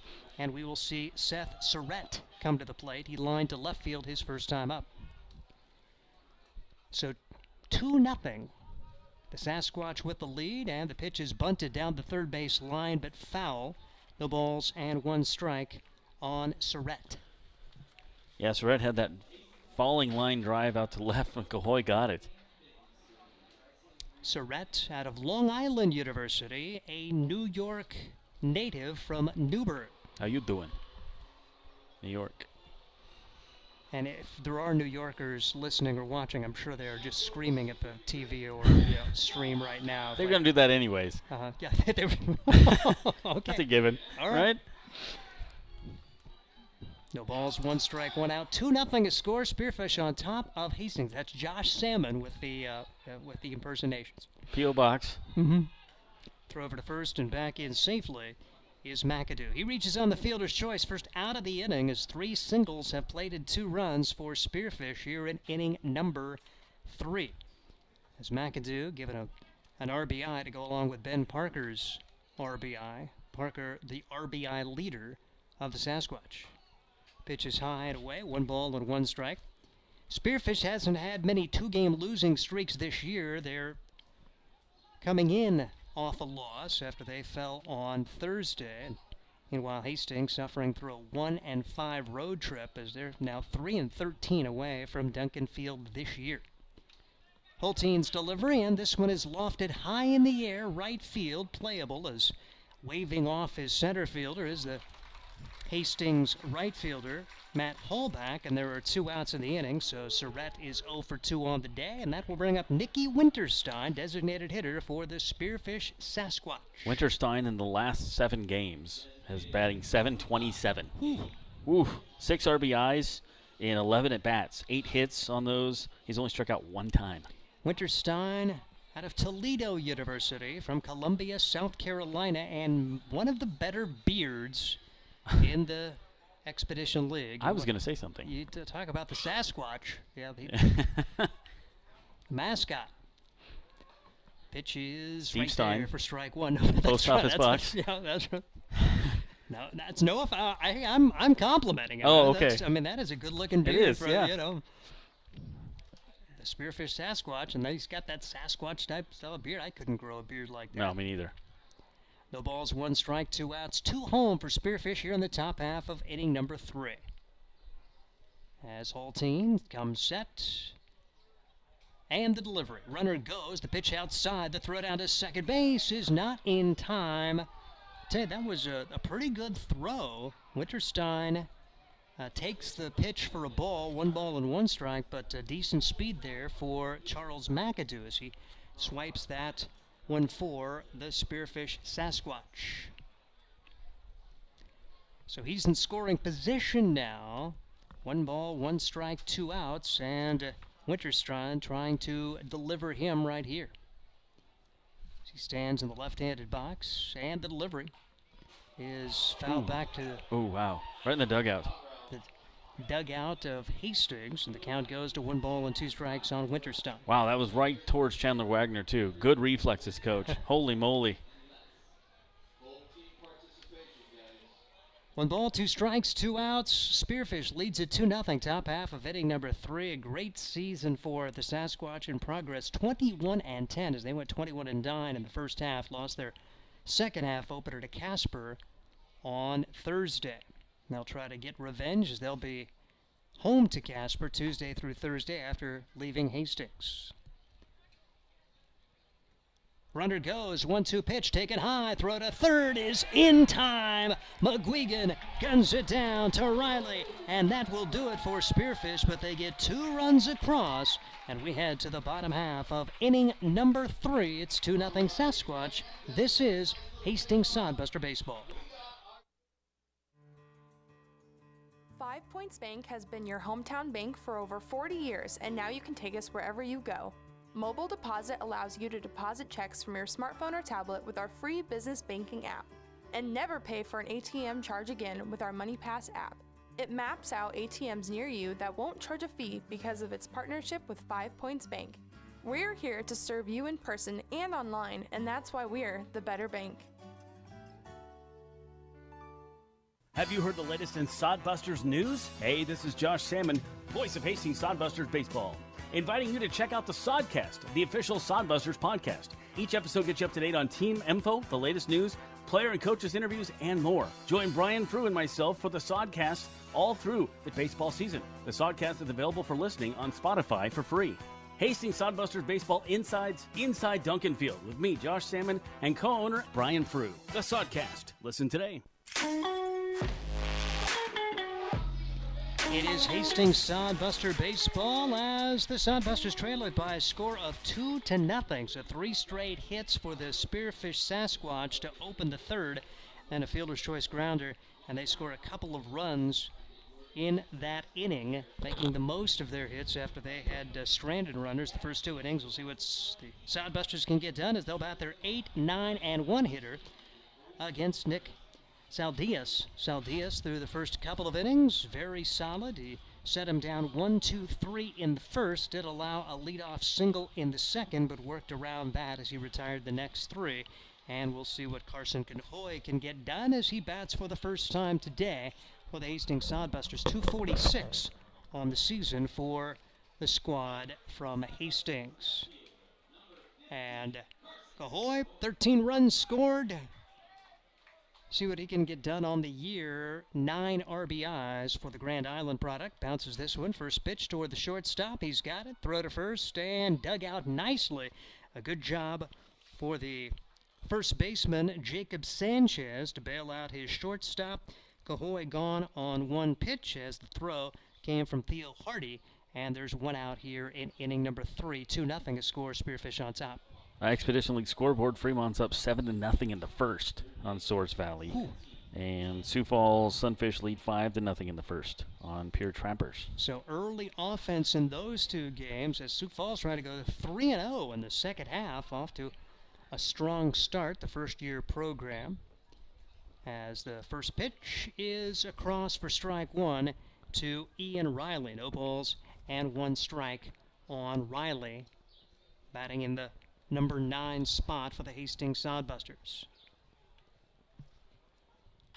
This one is bounced back up the middle. Second baseman's got it on 2 hops and the throw to first in time. So 2 quick outs to begin the 3rd inning as that play routine for John McHenry. And back to the top of the order is fan favorite Omar Jackson. And, you know, Omar's a good guy anyway, but just his name, everybody just loves to say, Omar! Omar! And so he is going to bat for the second time, celebrating a birthday today. So happy birthday to Omar. And he grounded back to the pitcher his first time up, squares to bunt, and takes the pitch outside for ball 1. 1 ball and no strikes to Omar Jackson, the Arkansas Tech product. Yeah, former infielder. Man, I think he was just meant to play outfield. The way he can throw, he can run. I think it's a good move to move him to the outfield. And it's a great experience. That's what summer baseball is all about, this conversion. 60 games playing the position. You're going to be ready to go for the fall. As it's great learning against other college players, and that's one of the neat things about these summer collegiate leagues, an opportunity to expand your horizons. The pitch is taken for ball 3, 3 balls and no strikes on Omar Jackson. So Diaz has only given up the 1 hit, and that was back in the second to Hallback. As we're now in the bottom of the 3rd, Spearfish with a 2-0 lead, and this delivery is on the inside corner for strike 1. 3-1 the count on Omar Jackson. Jackson coming into today a batting average of .213 with a team leading 16 runs scored. He was tied for first in that category with Cole Dawson, who does lead most of the categories. Now he takes a 5-pitch walk here, so Jackson aboard for Dawson. The aforementioned Dawson leads the team in at-bats, in runs, in hits, in triples, and in batting average among the regulars at .337. He's behind Jacob Shaw, but Shaw's only played 5 games this year. As far as everyday players, Dawson has been the man. His dad is Omar's coach, Arkansas Tech. Yep. And Arkansas Tech, a very good flavor of a couple players on the team, and maybe another one. We're going to have one of the guys going to be visiting Arkansas Tech, who may be looking for his next college stop. As the pitch is taken up high for a ball. 1 ball and no strikes on Cole Dawson. Yeah, it's Vasquez, isn't it? Isn't Vasquez going to? I know JT Cafferty Cafferty, is. I'm sorry, you're right. But it's possible that Vasquez is as well. Vasquez got an offer from another school, I'm sorry, to stay in the United States. 1-0 pitch, and that's missing for ball 2. 2 balls and no strikes. 2 outs, 1 on for the Hastings Sodbusters in the bottom of the 3rd inning. Sodbusters 8-23 coming into today, but really the record that matters is 0-1. That's your second half record. You can kind of toss that first half away and just concentrate on what you can get done the next month or so. Omar Jackson picked off at first. He's in a pickle play, trying to make this Spearfish team work, but Jackson is cut down on the bases. Good move there for Saldias to pick off Omar Jackson, and he is out, officially caught stealing as he had made a move toward second base. That'll do it for the Sodbusters. No runs on no hits. We head to inning number 4. It's still Spearfish 2, Hastings nothing. This is Sodbuster Baseball. Adams County Visitors Bureau is the perfect place to start your Hastings experience. A place where you'll meet artists, shopkeepers, and storytellers while you stroll through downtown shops, beautiful parks, and historic housing districts. Whether you're a traveler, meeting planner, or a new resident, the Adams County Visitors Bureau is excited to help you find what you're looking for, from places to eat, things to do and see, to places to stay. Ask the Adams County Visitors Bureau. Get details at visithastingsnebraska.com. Experience Hastings with the Adams County Visitors Bureau. Nebraska Land Distributing is a proud sponsor of the Hastings Sodbusters. When you come to the ballpark, get a refreshing Coors Light, courtesy of Nebraska Land Distributing. Nebraska Land Distributing also features Leinenkugels, the ultimate summer drink, cold and refreshing, and sold at Duncan Field. Another Nebraska Land Distributing option when you come to the ballpark is light beer from Miller. Everything you've always wanted in a beer and less. Nebraska Land Distributing, proud sponsor of the Beer Batter at all Hastings Sodbuster home games. Head of the 4th inning, it is Spearfish on top by a score of 2-0 as the Sasquatch are going to be batting Nicky Winterstein. He was at the plate when Charles McAdoo was gunned down trying to steal thirds. Winterstein back in the left-handed box. 2-0. Spearfish getting both of its runs in the 3rd inning. Luke Bates got a report on Winterstein. It says pitch him away into mix. Stay out of the middle of the zone. It's in bold letters, asterisks, everything. 2 runs, 7 hits for Spearfish. Hastings no runs, 1 hit, and the delivery is inside for ball 1. No balls, 1 ball, no strikes on Nicky Winterstein. So yeah, this is a guy's batting over 700 in the last 7 games, and it was good to get him out last inning. Well, his teammate get out, caught stealing, and so he comes up with nobody on. Batting .341 coming into today, 16 RBIs. And he bounces this one to the right side. Well played there, as a good job for Trevor Matson to get that one on the short hop. And Winterstein is out to begin the 4th. 3 unassisted on the putout by Trevor Matson, and that will bring to the plate Hayden Driggs, the catcher, who grounded into a 6-4-3 double play his last time up in the 2nd. 2-0, Spearfish on top of Hastings, the opening game of a quick 3-game series, doubleheader tomorrow. If you are in the Hastings area, are going to be making your way there. All-you-can-eat opportunities tomorrow at the ballpark, 2:35 at the first game. And the pitch is fouled away. No balls, 1 strike on Hayden Driggs. And they're serving Sasquatch meat. No, they're serving hamburgers and hot dogs. I take that back. So hamburgers, hot dogs, there's some sauerkraut I think they're doing. There's lots of fixins. And come on in with your ticket. Show your ticket, concessions, and you get yourself a meal.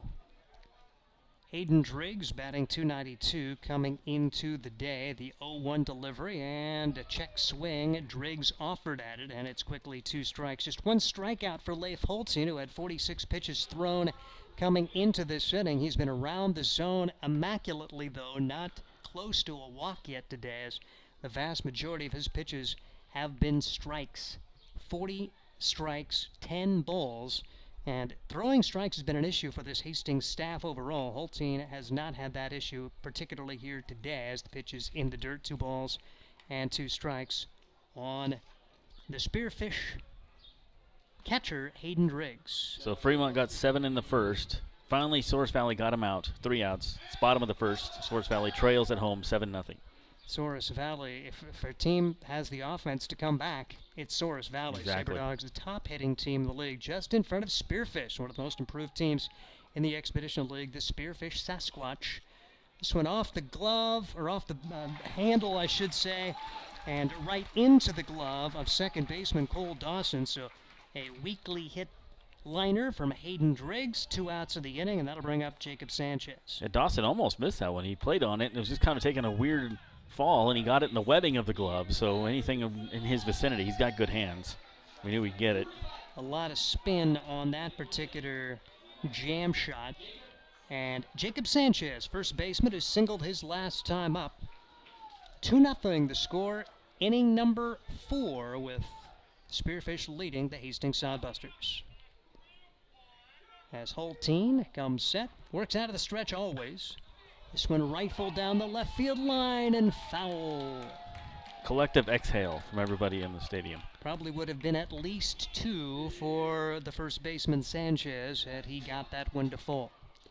No balls, 1 strike, 2 runs, 7 hits for Spearfish. No runs, 1 hit for Hastings. Sodbusters trying to find a way here on the home field. Again, a single game today, doubleheader tomorrow, 2:35 at Duncan Field. Vast majority of the games here at Duncan are at 6:35, so special game times tomorrow for that twin bill. A good chance to come out and see not 1 but 2. What's more American than baseball? All you can eat. That's more American than baseball, as you get both of those opportunities tomorrow. Yeah, you get to eat in the first game, digest in the second game. It's, and then eat more. And then you can loosen the button if you want a little bit. Yep. Then go watch fireworks either here in Hastings or your community of choice. Swing and a miss. 1 ball, 2 strikes. The fans a little more into this particular batter because he is the beer batter. If he strikes out, everyone over 21 would have an opportunity to get 2 for 1 on a specific product. There you go. 1 ball, 2 strikes, 2 outs, and the batter is Jacob Sanchez. Holtein brings the pitch home. Swing and a miss. Ball in the dirt, and that will do it. 1, 2, 3 goes Spearfish in the top half of inning number 4. It's still the Sasquatch 2, Hastings 0. This is Sodbuster Baseball. It's hot. Can we get some popsicles? A lot of popsicles. Okay, sure. Let's go to Sam's Club. We can get some popsicles there. Plus, check out the pools on sale. Didn't Dad want to barbecue tonight? With all those popsicles, we should get some paper towels, too. Good idea, Mom. I'll grab some chips. Sam's Club has something for every season. Sam's Club, a proud sponsor of Hastings Sodbuster Baseball. Stop by before or after the game. For the best in promotional videos, custom designs, photography, websites, and more, it's Provident Promotions. You've got the business. Now make it stand out with Provident Promotions. Provident Promotions can help you design your logo, website, custom make your promotional video, and shoot just the right photo for your company or business needs to be seen everywhere. And they even offer email marketing services and social media management. Let them help you from start to finish. 111 North Burlington Avenue, Suite 110 in Hastings, a proud sponsor of Sodbuster Baseball. At the bottom half of inning number 4, as the Hastings Sodbusters some work to do. They trail it by a score of 2-0. And Hastings going to be batting the 2, 3, and 4 hitters, Dawson, Matson, and Hallback, as the end of the 3rd inning, inauspicious for birthday boy Omar Jackson, who was picked off at first and ended up being caught stealing. But the good news is Cole Dawson, who has been in the leadoff spot at times this year, is leading off this inning. So pretty good guy to have up there coming into today. Dawson at 337. And apparently they've read the scouting report on him because the third baseman's in. He likes to lead off an inning sometimes with the bunts, and Bachman's playing about on the grass. As the pitch is inside for ball 1, 1 ball and no strikes. Dawson grounded to the first baseman, I should say popped to the first baseman his first time up. 2 runs, 7 hits for the Sasquatch. No runs, 1 hit, as Saldias has had a really good outing so far for this Spearfish team. Curveball doesn't fall. 2-0 here to Cole. Need some runners on to get something going. Busters trail only by 2, but you need to get some of that back. Only 1 hit for the Busters. Scheduled 9-inning game. It'll be 2 7-inning contests tomorrow here at Duncan Field. 2-0 delivery, and this one is bounced to the left side. It's over the third baseman, who was drawn in, so that worked out well for Dawson as he gets a leadoff single to open the 4th. Yeah, Cole Dawson playing a little chess match there. Okay, you're going to pull in. I'm not going to bunt. I'm going to hit it over your head and into the left field. Leadoff hitter on here for the Busters. First time they've had that in this game. I think it's second time they've had it. Hellback led off in the second inning. And that'll bring up Trevor Matson, who popped to the second baseman his first time up.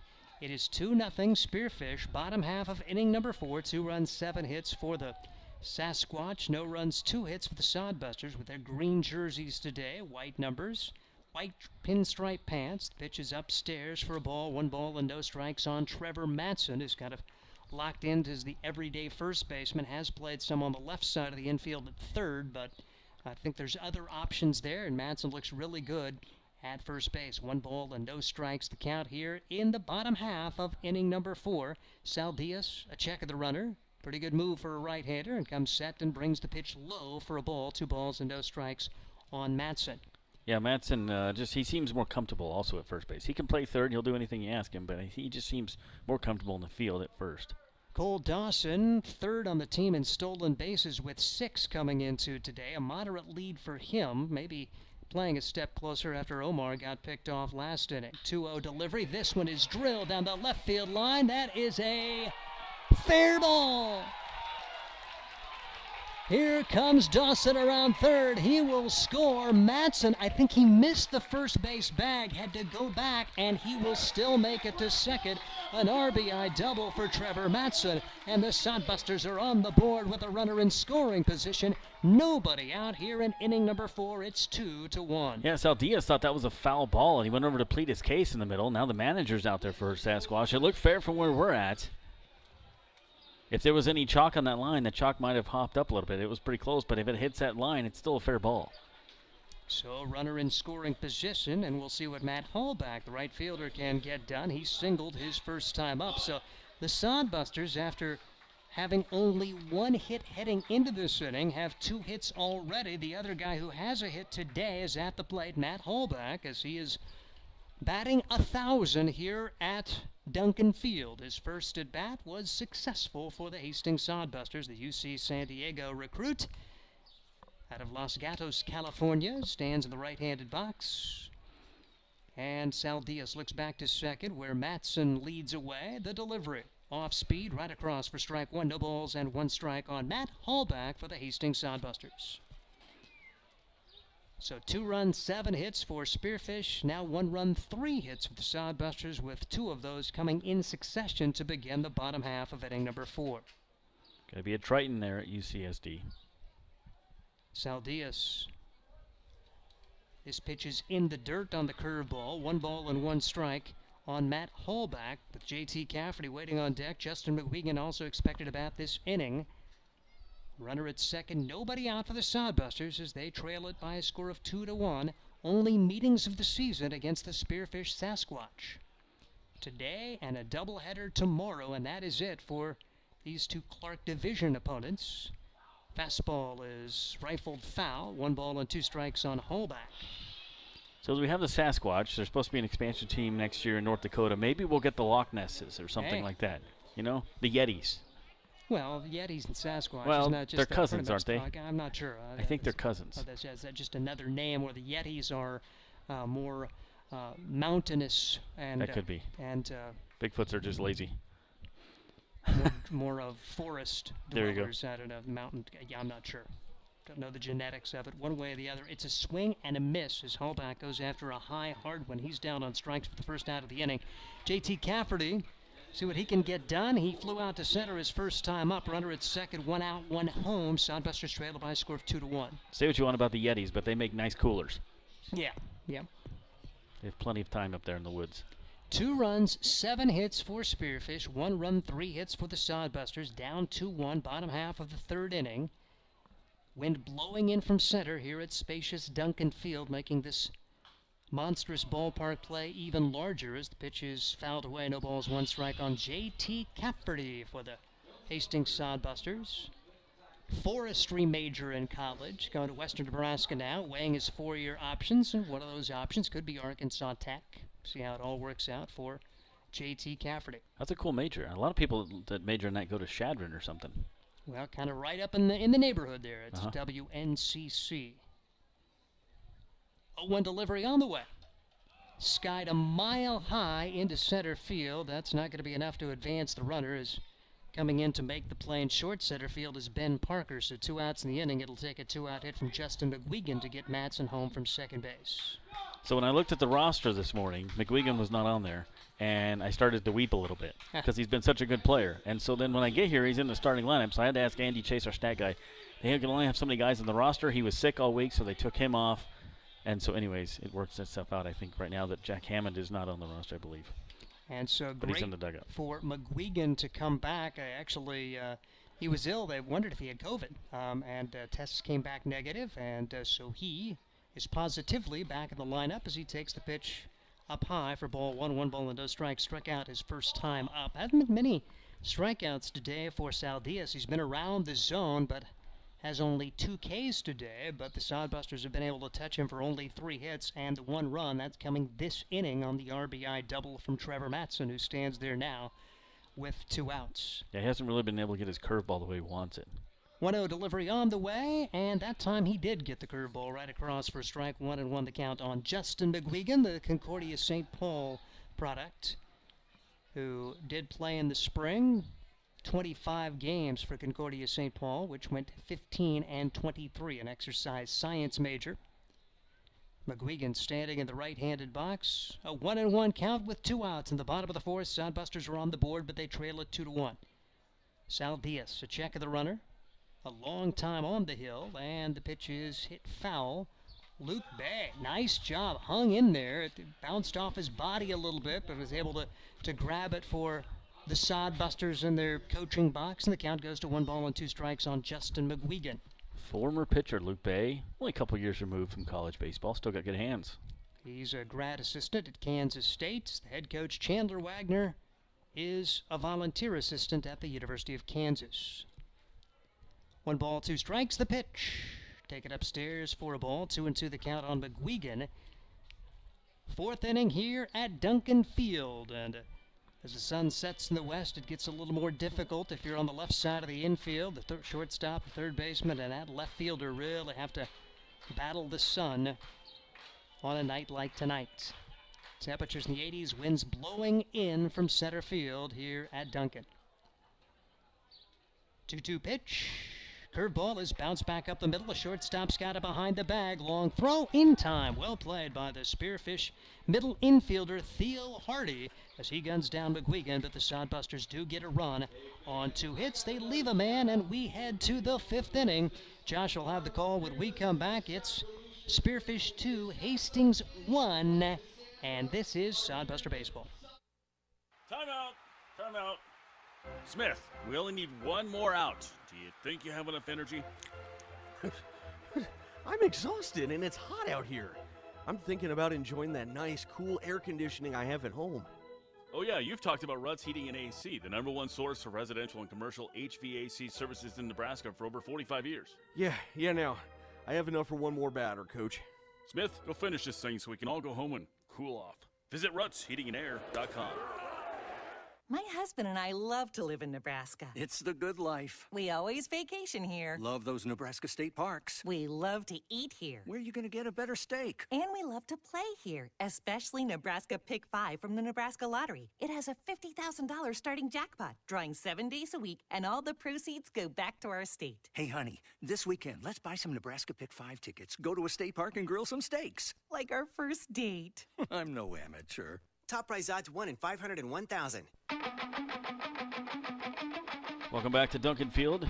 Josh Salmon, Steve Stein with you as our radio feed keeps having issues. I'm going to have to work on that computer over there.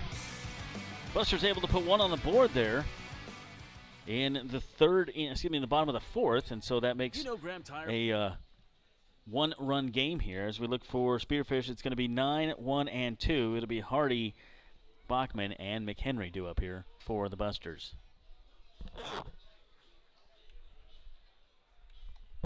Leif Holteen got a little bit of trouble last inning 3 consecutive singles. Gave up the 2 runs, but then got out of it. Gets a high 5 from Ian Riley. Ball's in coming down. Here is the shortstop, Theo Hardy, ground out to second base, his first time up. Taking a look at some other scores this inning from around the league as Fremont's up 9-0 now in the bottom of the second at Source Valley. A lot of runs over in Pierre as well, as Pierre's trailing at home 7-0 to Sioux Falls. Holtein's pitch just missed inside. 1-0. Casper Horseheads hosting Wheat City Whiskey Jacks. Bottom of the first, no score on that one. Western Nebraska and Canyon County Spuds playing later. Badland Big Sticks, Mining St. Tommyknockers playing later as well. That one hit to short and right past Solis. Solis was running towards the second base bag before the pitch was thrown, and then he had to go backwards. If he would have stayed where he was, he probably would have got that one. So rule that one a single. Another hit given up by Holtein. That's 8 hits this game by Leif. And back to the top of the order, and Ryan Bachman. Bachman 1 of 2.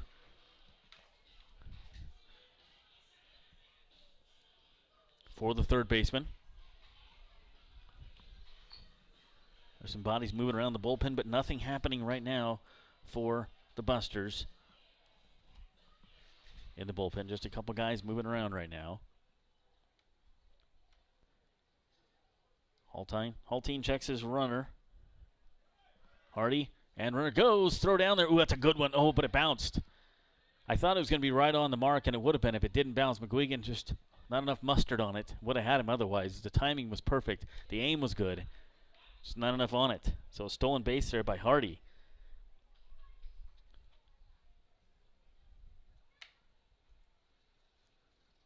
Sasquatch with 2 runs on 8 hits, no errors. Sodbusters 1 run on 3 hits, no errors. Runner on second, Hardy. No outs here in the 5th. Holtein's pitch misses. I got to wait on this umpire because he's one of those delayed umpire guys. Shadow creeping over between home plate and pitcher's mound now, working its way towards the shortstop third base side. So the batter will see it in the sun from the pitcher's arm, and then in the shade, and then back in the sun again in the box. That one hit right on the screws to center field. Omar Jackson underneath it. It is pretty deep. Runner tags toward the third. Woo, they respect the arm. That was a great throw. Look at the cannon on that kid. Wow. Omar says, oh, yeah, you want to go to third? I don't think so. The runner retreated after about 10 steps. He said, nope, I'm going back. And that's a former infielder, folks. Nice arm. He's got a really, really good arm. So it brings up Johnny McHenry, the second baseman. Third time up for him. He's got 2 singles on the day. He's the only one in the lineup with multiple hits for Spearfish. They lead 2-1. They have a runner on second, 1 down here, top 5. Holtein in their 4th strike. No doubter on that one. Ben Parker due up next. We see out here tomorrow. Remember, 2:35, first pitch, game number 1 of the doubleheader. Both games, 7 innings. And your admission ticket is your meal ticket to eat tomorrow and eat. So come hungry. There's lots of good food there. The ball's 1 strike, 1 out. Holtein checks his runner. Checks him again. Hardy dancing around at second. Foul off third base side and out of play. It goes to 0-2 here to McHenry. So 8 hits for Sasquatch, and luckily for everybody on the Hastings side, it's only 2 runs from that.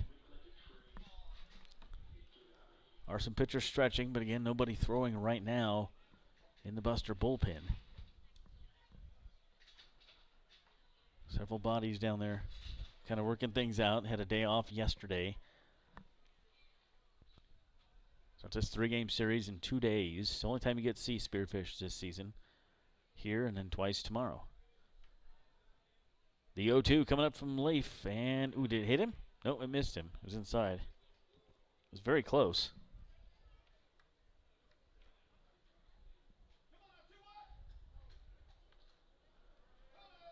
So we'll do the 1-2 here. I'm sorry if you're having listening on the Mixler side. I'm having a little bit of a problem with my computer over here on the radio side. TV side still going okay on the YouTube. 1 ball, 2 strikes. And that's going to be a little looper in the left field. That'll probably score a run. Let's see. Carson Cahoy comes up throwing, and it's going to be cut off. They get the runner at second. They get him? Yeah, they did. He missed the bag when he slid. So the run scores, but they get the out. So nice cutoff there by Ian Riley. I don't think Cahoy's throw had quite enough. They wouldn't have got the runner. That was a wise play by the third baseman. So that ends up being a fielder's choice.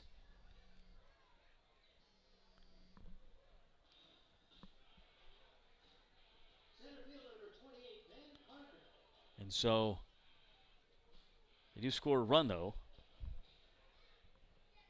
on the play. They haven't updated it yet on the scoreboard. Ben Parker comes up.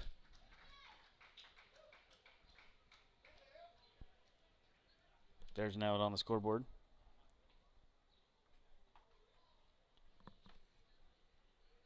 And they did. I guess they gave him a hit on that one. No, I take that back. They didn't. They gave him a fielder's choice.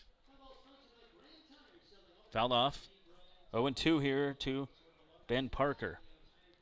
So Cahoy came up throwing, and like I said, I didn't think he had a chance to get the runner at home. And wisely, Riley saw that 2, cut it off, and got the runner trying to turn it in. McHenry trying to make it into second base.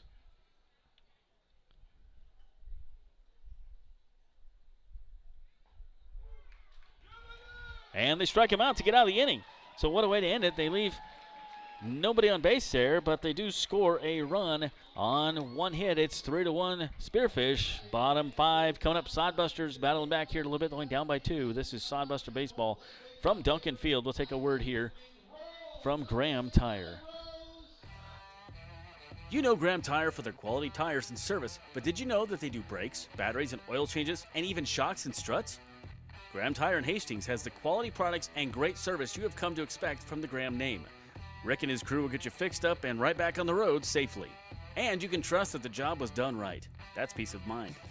Graham Tire in Hastings, West 2nd Street, open 7:30 to 5:30, Monday through Friday.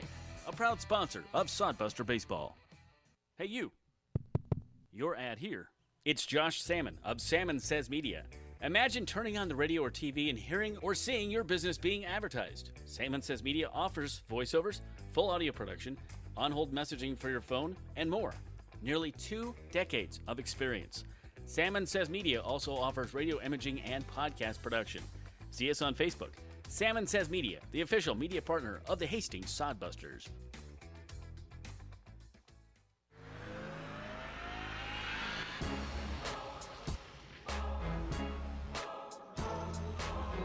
So that play was officially ruled a single with a putout at second base. Thank you, Nate Miller, for the extra set of eyes there, and Andy Chase for the scoring on the runner that tried to make it to second base on Ben Parker, and then they struck out McAdoo. So Busters come up here with Solis. It'll be 7-8-9 for the Sodbusters. Down by 2 now, 3-1. Saldias has been there since the beginning of the game in this 5th inning here.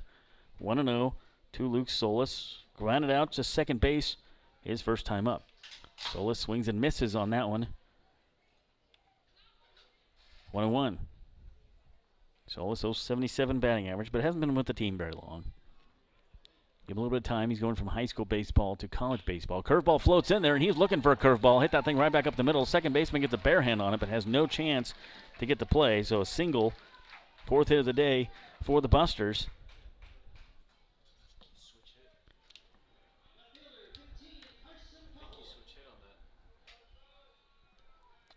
So it brings up Carson Cahoy.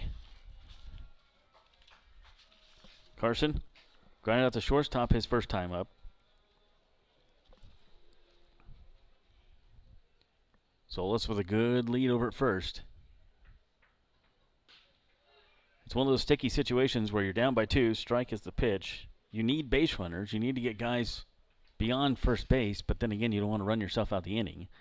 We saw Omar Jackson got caught stealing back in the 3rd inning.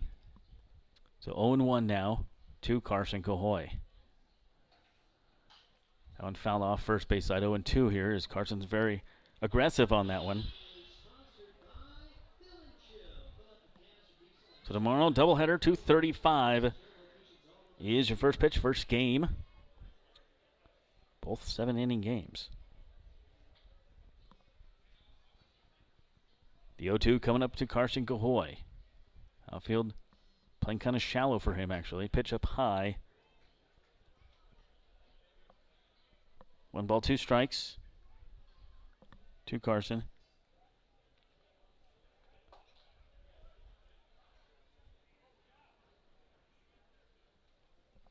So here is the 1-2 coming up. Oh, they got him and he caught stealing. Another. He slips and they're going to tag him out. Boy, Buster's just not paying attention on that one. The pitcher has been all over our base runners today, and that's not a way you want to run yourself out of the inning again here. And actually, he's going to come out and discuss something, is Wagner. I think it's something about the pitcher's move, perhaps, to first. I think maybe Wagner thought it was a balk. Pleads his case and then goes back.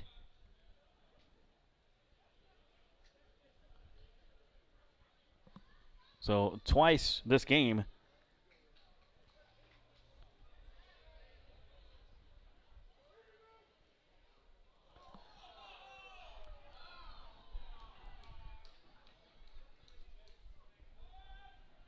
and they called strike 3 on Carson Cahoy, and he is not happy. Not happy Pappy on that one. So third strikeout of the day for Saldias. Brings up Ian Riley. Riley 0 for 1. 3-1 our score. Sodbusters trailing here in the 5th.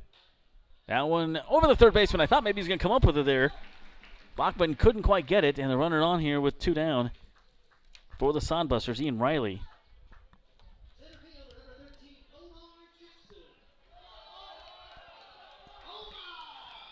Omar comes up on his birthday. Walked, grounded out, got caught stealing on that after that walk back in the 3rd inning, and Solis got picked off a moment ago in a pickle. Saldias likes to watch those runners, and he's tough to run on because he's got a his timing has been perfect twice tonight. So Riley leads off at first. Not a big stolen base threat is Ian Riley. Busters don't want to run themselves out of the inning here, so he'll be very conservative. Omar waiting for a pitch. Here is the first one to him this inning. Bounces away from the catcher, so that'll be a chance for Ian to go on that one. On the wild pitch. So Omar, chance for RBI now with the runner standing in scoring position at second base, and Ian Riley. 3-1 our score. Busters have 1 run on 5 hits, no errors. Spearfish have 3 runs, 9 hits, and no errors. Saldias checks his runner. Nico is his first name. Throw to second, and they throw it into center field. Ian hurries up and gets going, and he will make it to third easily as it got past the shortstop, who kind of tripped over Ian. Fell on top of him. He got up and made it to third as the ball went very shallow into center, and the center fielder, Parker, had to run in quickly and get it. So an interesting turn of events here. A wild pitch, and then a wild pickoff. Have a category for that in my scorecard? I don't. I believe they call that an error. It is.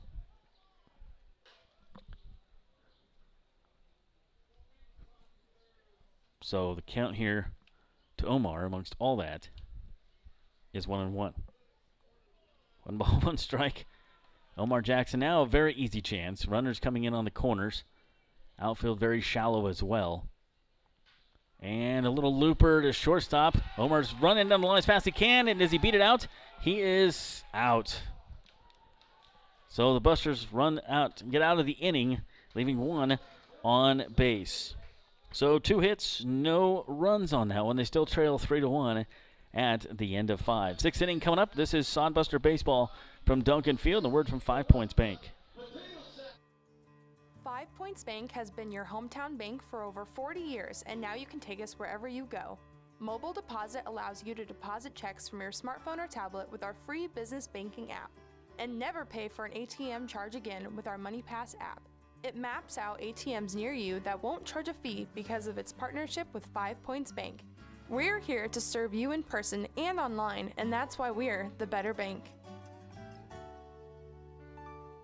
Have you heard the latest in Sodbusters news? Hey, this is Josh Salmon, voice of Hastings Sodbusters Baseball, inviting you to check out the Sodcast, the official Sodbusters podcast. Each episode gets you up to date on team info, the latest news, player and coaches interviews, and more. Join Brian Frew and myself for the Sodcast all through the baseball season. The Sodcast is available for listening on Spotify for free.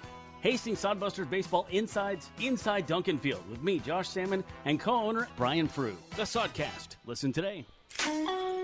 Well, Busters had a chance to get something going. They had a runner on, got a wild pitch, got a error, but weren't able to bring in Ian Riley as Omar grounded out to wrap up the 5th inning. Steve Stein has you here in your 6th.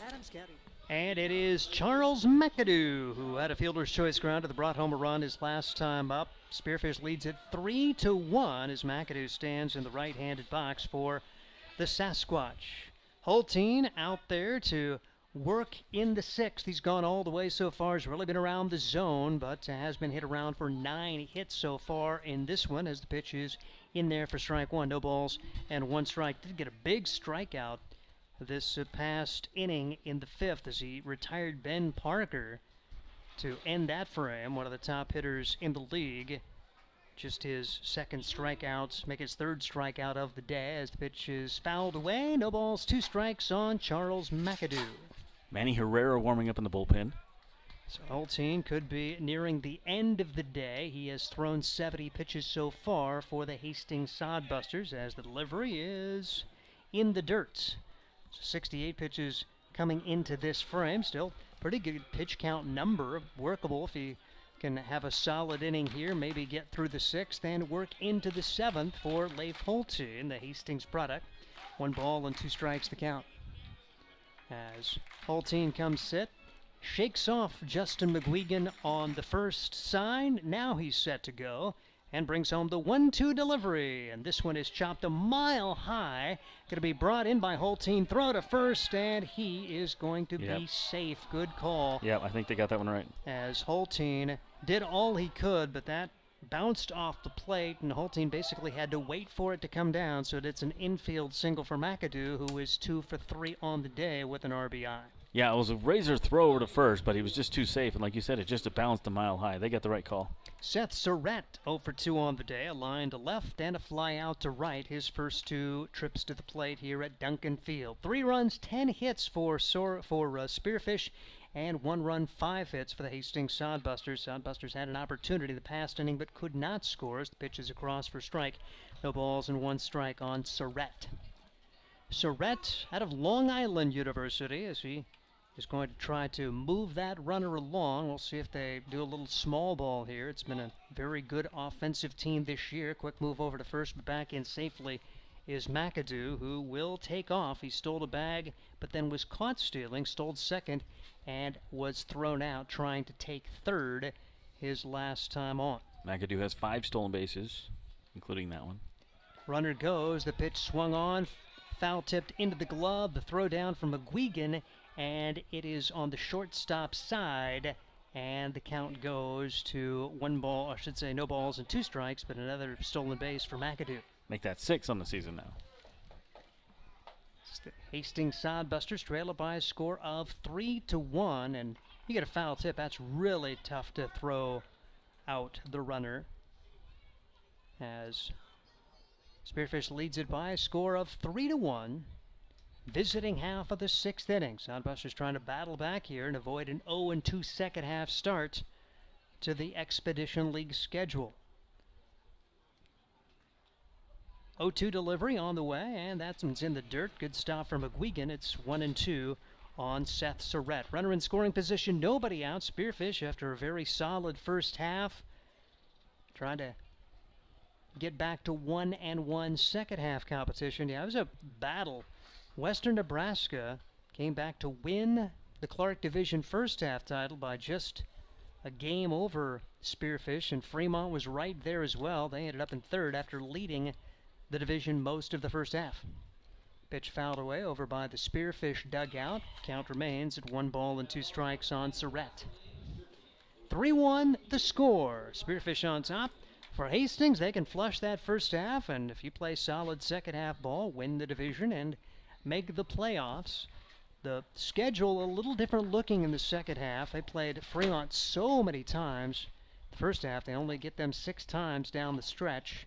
Play a lot of teams which struggled to win games in the first half, much like Hastings. So teams like Casper, now Sioux Falls had started to play better ball as of late. They'll play them a bunch in the second half. Pitch swung on in the dirt. McGuigan picks it up, throws to first to complete the strikeout. No chance for advancement for McAdoo.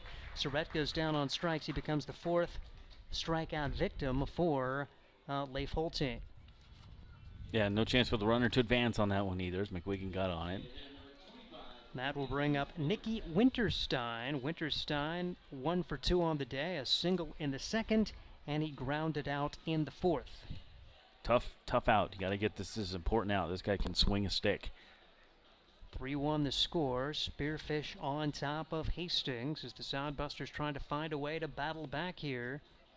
But a 0 on the board would look mighty big for Holstein for the Hastings Sodbusters as he takes a look back at McAdoo, brings the pitch home, and that's right across for strike. No balls and 1 strike on Nicky Winterstein. Still warming up is Manny Herrera in the bullpen.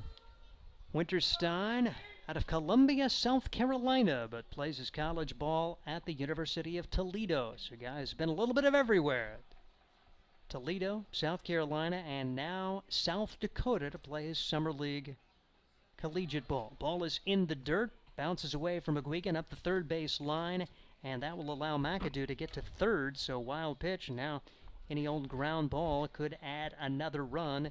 Winterstein has a 1-1 count on him. Let's see how the Sodbusters play it here as we're in the 6th. Do you bring your infield in now to try to cut off the run at the plate? With Winterstein already being a very solid hitter, that could make him even better. They will bring them, I'd say, halfway. They're in at the bag. They're not totally in on the green portion of the turf, but are in at about even with the bags. The pitch swung on and missed. 1-2 on Winterstein, who is 1 for 2 on the day. Yeah, you mentioned at the beginning of the broadcast that Spearfish comes in this game batting .307, so this team can really hit. The pitching has been kind of their Achilles heel this year, but we've seen a pretty good outing today. Yep, Sal Diaz has done great, and he's also picked off 2 base runners for the Sodbusters, who have only 5 hits. 1-2 delivery in the dirt. Good stop from McGuigan. A wild one here would put another run across. It's 2 balls and 2 strikes on Winterstein. Holtein lost a little bit on his slider. 2-2 with 1 out. A threat brewing for Spearfish here in the 6th inning. They try to add to their 3-1 lead. They've doubled up the Sodbusters in terms of hits. 10-5. The only error of the game committed by the Sasquatch, that throwing error by the pitcher, which allowed Ian Riley to advance from 2nd to 3rd last half inning. Pitch is bounced to the second baseman. No play at home. Throw to first in time. Great job for Winterstein just to put the ball in play and bring home the run, Charles McAdoo. It's a 4-3 ground out, but an RBI for Winterstein, and Spearfish has added a run. It's now 4-1, and here comes Luke Bay out of the dugout to have a word with Holtein. Let's see what they end up doing here for the Hastings Sodbusters, as Holtein's now hit 82 in terms of pitch counts. I think McAdoo was running on that one because by the time the second baseman got to the ball, he scored, so he had no chance. Wisely went to second, and they are going to bullpen. So a pitching change will be made as the Hastings Sodbusters now trail it by a score of 4-1. A new pitcher when we come back. This is Sodbuster Baseball. Adams County Visitors Bureau is the perfect place to start your Hastings experience. A place where you'll meet artists, shopkeepers, and storytellers while you stroll through downtown shops, beautiful parks, and historic housing districts. Whether you're a traveler, meeting planner, or a new resident, the Adams County Visitors Bureau is excited to help you find what you're looking for, from places to eat, things to do and see, to places to stay. Ask the Adams County Visitors Bureau. Get details at visithastingsnebraska.com. Experience Hastings with the Adams County Visitors Bureau. Nebraska Land Distributing is a proud... As the Hastings Sodbusters, they are now down 4-1, and they will go to the bullpen. We'll see Manny Herrera. He'll make his team-leading 13th appearance. He's pitched 19 2/3 innings, allowing 18 runs on 15 hits. He's walked 21 and struck out 19. His record 2-0 with 1 save. Herrera, when he has been in the zone, has been pretty solid, but sometimes control has been an issue. His ERA is 8.23 as he tries to keep it a 4-1 game. He comes in with the bases empty now and 2 outs and will face the number 7 hitter, Hayden Driggs. Yeah, he last pitched on June 27th, and Sunfist didn't get any decision on that one. Did 2/3 of an inning, 5 earned runs on that one, and 3 hits, striking out 2 and 8 batters faced and walking 3 of them. Well, the scores, Steve, going on in the Expedition League. Fremont is now 10-0 over Source Valley in the top of the 4th. Sioux Falls still 7-0 on top of Pierre in the top of the 4th. Badland Big Sticks, Mining State Tommyknockers just getting underway. Western Nebraska and Canyon County Spuds a little bit later. Wheat City and Casper Horseheads in the 3rd, tied at 0. Our score 4-1. Spearfish. As the Sodbusters trying to battle back here. Same 2 teams tomorrow. It's a doubleheader. Gets underway at 2:35 at Duncan Field. Stepping to the plate, Hayden Driggs. Driggs is 0 for 2. He grounded into a double play in the 2nd and popped to the second baseman in inning number 4.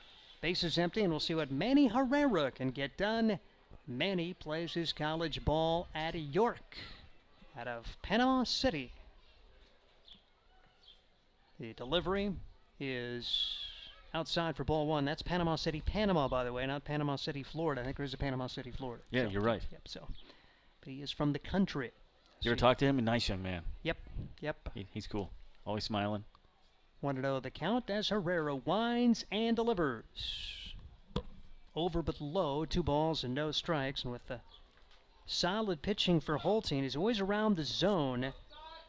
Gotta find a way to emulate him if you're other members of this Hastings Sodbuster pitching staff, which has struggled with control at times this year, and that one's nowhere close. It's 3-0 now on Hayden Driggs. Well, that last batter that Holtein faced, I don't even know how he put that into Winterstein. How he even hit that thing? It looked like he hit it off the handle to second base. It's just enough to get the run in, though. Yeah, really, it worked his advantage to be a weakly hit grounder because there was no play at home, as it's a 4-pitch walk now to Hayden Driggs, who hustles down.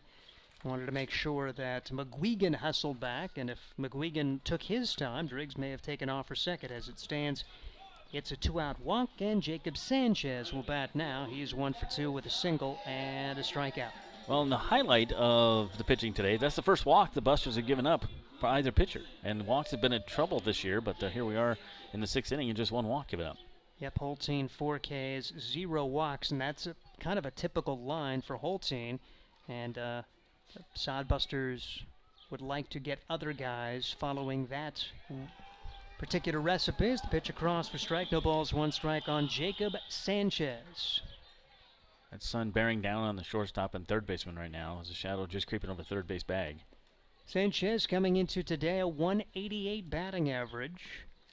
As he stands at the right-handed box against the right-handed pitcher Herrera. Manny brings it home, took something off of that one, and a swing and a miss. 2 strikes on Jacob Sanchez. Good off-speed pitch on that one. Nice movement, and I think Sanchez was sitting dead red.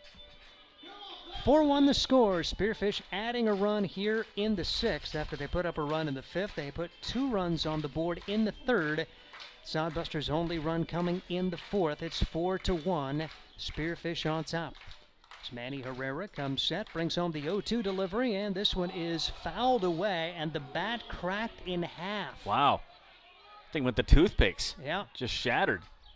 And so he will get another piece of lumber right here as they saw that one sawed off.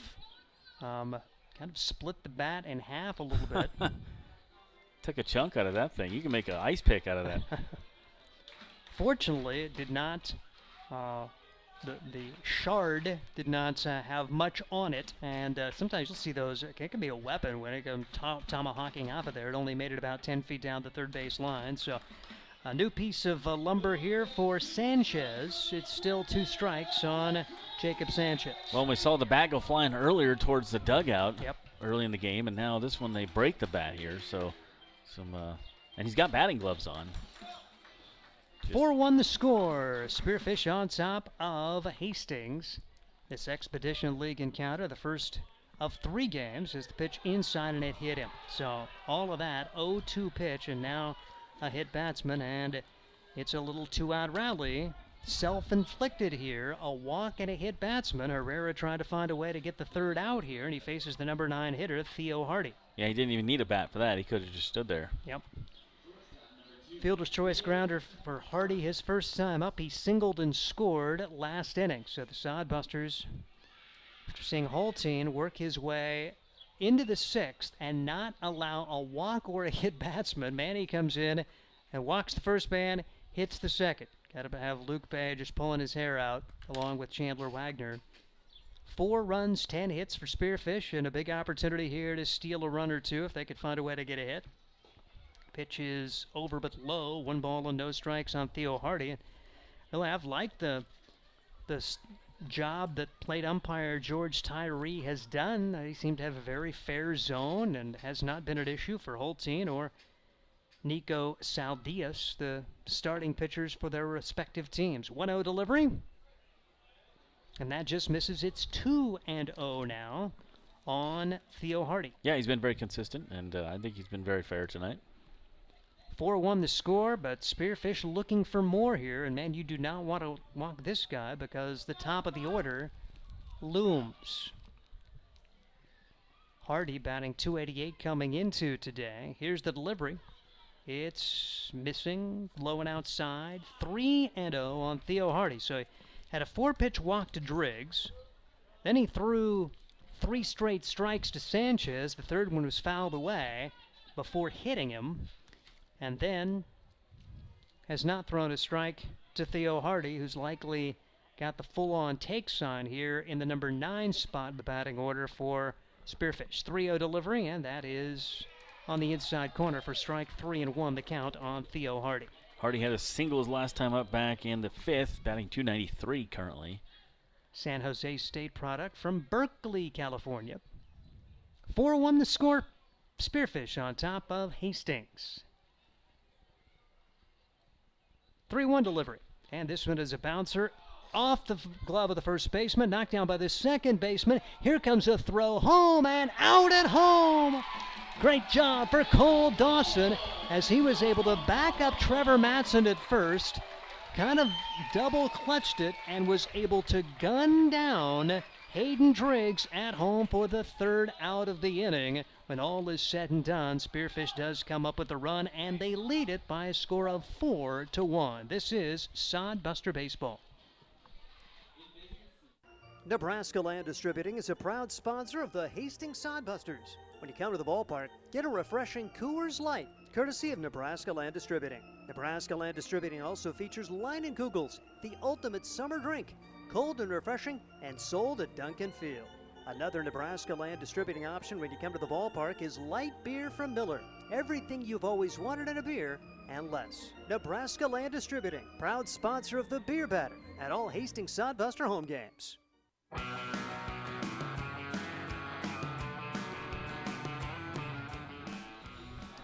It is Sodbuster Baseball as the Spearfish Sasquatch get a run on 2 hits. They now lead it by a score of 4-1. And we'll see what Hastings can get done as they're going to be batting their 2, 3, and 4 hitters against Nico Saldias. As this squad from Spearfish putting a run on 2 hits each of the last 2 innings. They've now stranded 6. Have the only error of the game.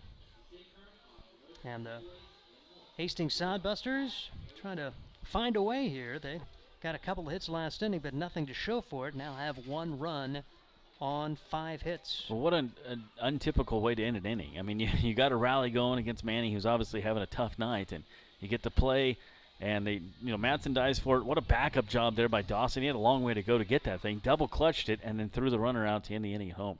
Crazy. And Dawson begins this inning at the plate as he is 1 for 2, a single. He scored the lone run for the Sodbusters, that coming back in the 4th. But since then, Spearfish has added 2 more runs, and it's going to be Dawson, Matson, and Hallback against Nico Saldias.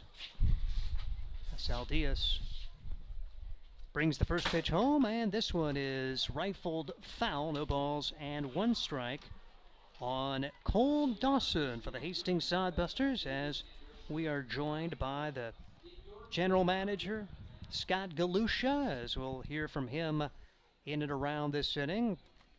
Hear from him after this pitch to Dawson.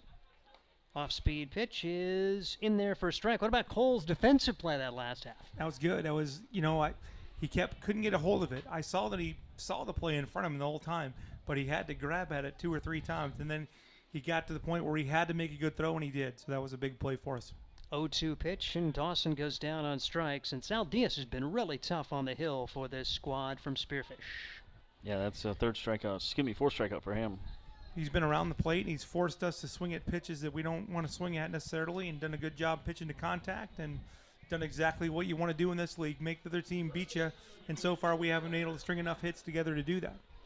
78 pitches thrown for him so far. Matson hits this one hard down the left field line, and that's extra bases for the 2nd straight time. Matson around first, on his way to second, and he's in there with back-to-back doubles for the Hastings Sodbusters.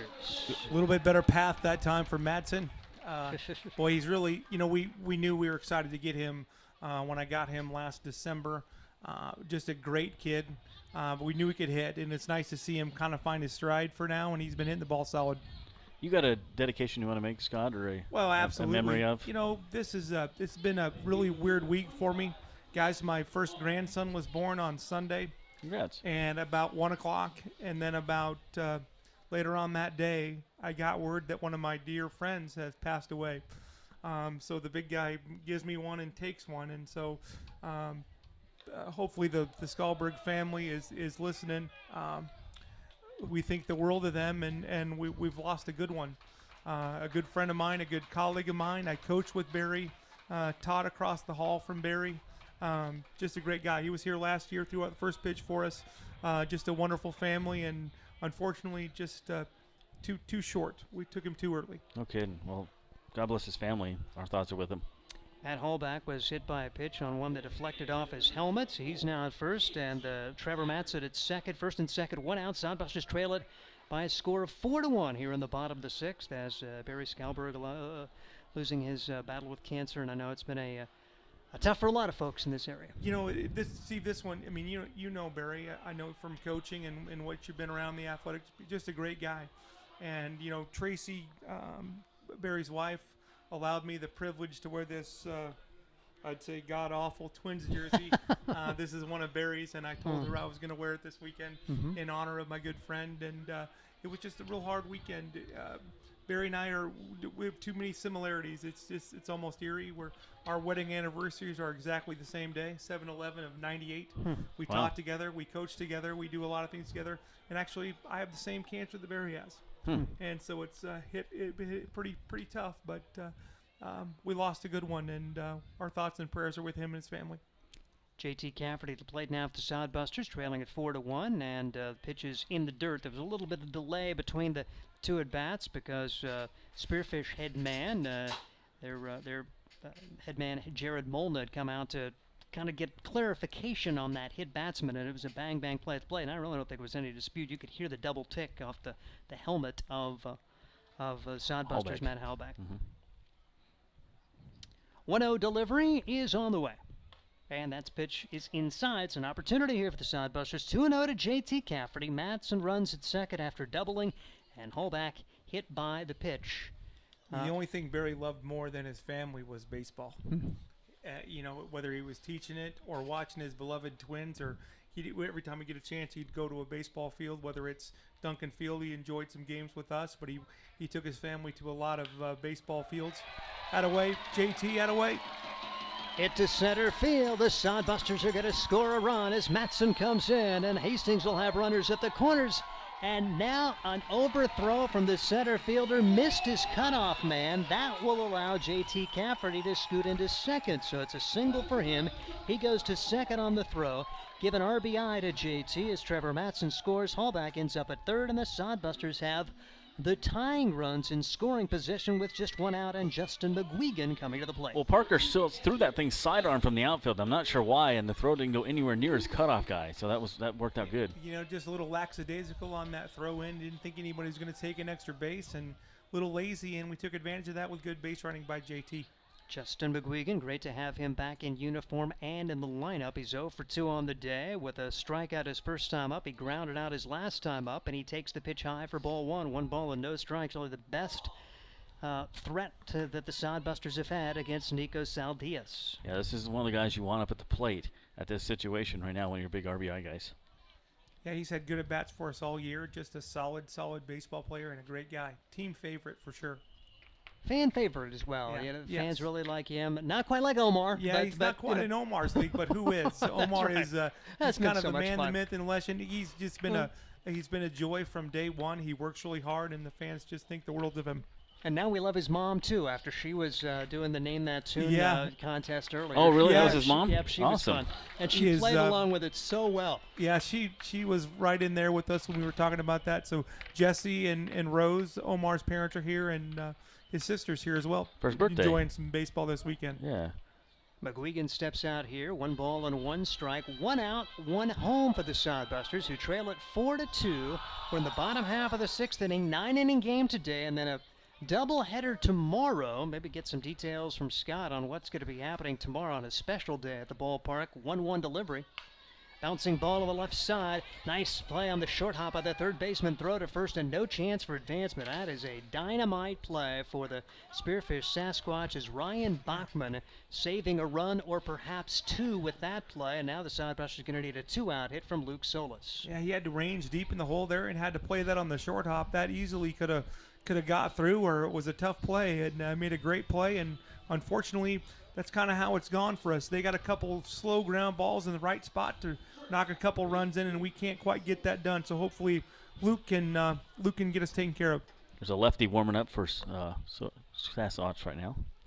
And Luke Solis with a single his last time up. A single here could plate 2 as this pitch right across for a strike. No balls, 1 strike on Luke. One of the newcomers since we had visited last is Luke Solis. Yeah, he's one of the 3 kids from California that we had been on our roster the whole time, but because of COVID, baseball was pushed back, and they weren't able to join us until last week. So it's nice to finally get them on board, and they've been a nice addition to the roster. Good players. 0-1 delivery is on the way, and this off-speed pitch stays inside. And that's the thing about this summer league ball. Also, the second half of the season is underway, so you can throw out the win-loss record. Now 0-1, and trying to find a way to get back to 1-1. Exactly. You know, we had a visit today, me and the guys, and we talked about that. You know, Attaway, Luke. There's a single. 1 run scores. Here comes the second run home. The throw is not in time as it bounces away from the catcher. Now they try to advance from first to second and safe at second. It's an RBI single for Luke Solis. 2-run score, and on the throw, Solis ends up at second, and it's a new ball game as we're tied at 4. Halbach and nice to Cafferty finally scored. Get one of those big hits for sure. Luke Solis coming in big ways. That's a quick way to be a fan favorite is to drive in a couple runs with 2 outs. And then taking the extra base now.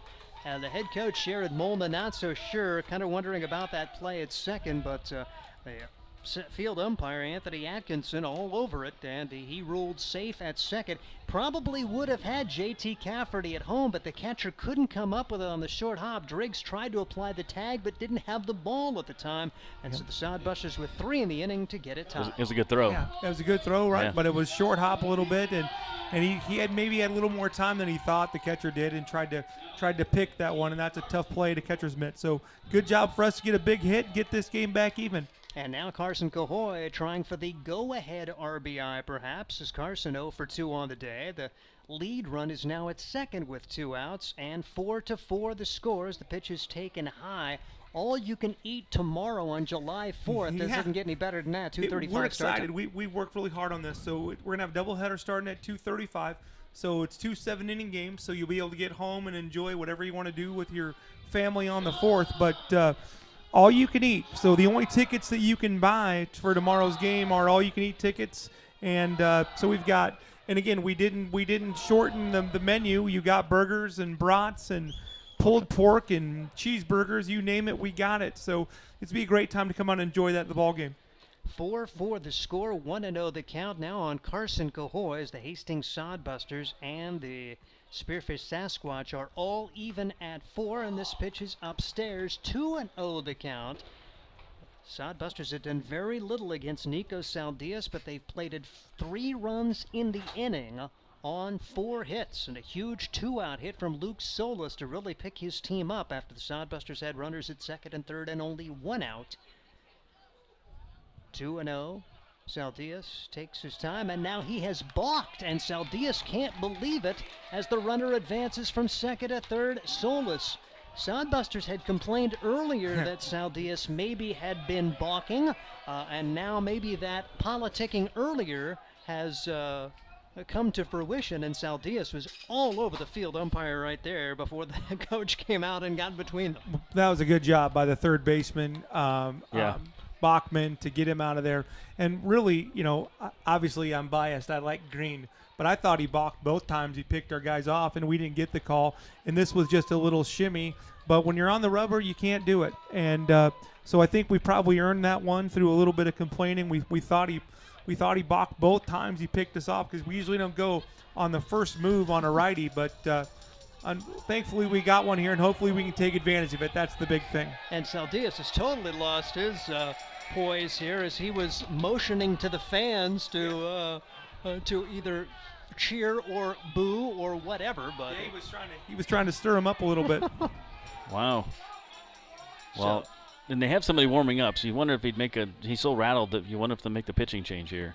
Well, I tell you what, George behind the plate, he's a stickler for sportsmanship. We've talked to him a couple times, and he does a nice job at handling that. So I think he did a nice job going out and telling him to relax and do what he needs to do. So hopefully this doesn't get out of hand, and it looks like we're going to be okay. And Saldias trying to gain his composure. And now, if you're the Sodbusters, you're hoping that 2-0 becomes maybe 3-0 as he unleashes a wild one, and you can get the tying run, or you can get the go-ahead run home from third. You bet. See, we're not picky. I don't care how it scores. We'd like to get that one and scratch one ahead. That'd be great. Sodbusters with 3 in the inning. 2-0 delivery swung on and missed. 2-1. So good job for Saldias to bring one in. Carson Cahoy couldn't make contact. 2-1 the count. Sodbusters 3 in the inning to get this baby tied up, and they look for the lead here. 2-1 delivery. Across for a strike, and it's 2-2. Well, and Spearfish hurting themselves right now, and you can tell Saldias is he's rattled. But he has done a nice job of bringing home 2 very good pitches. 2-2 pitch, and this one's way high.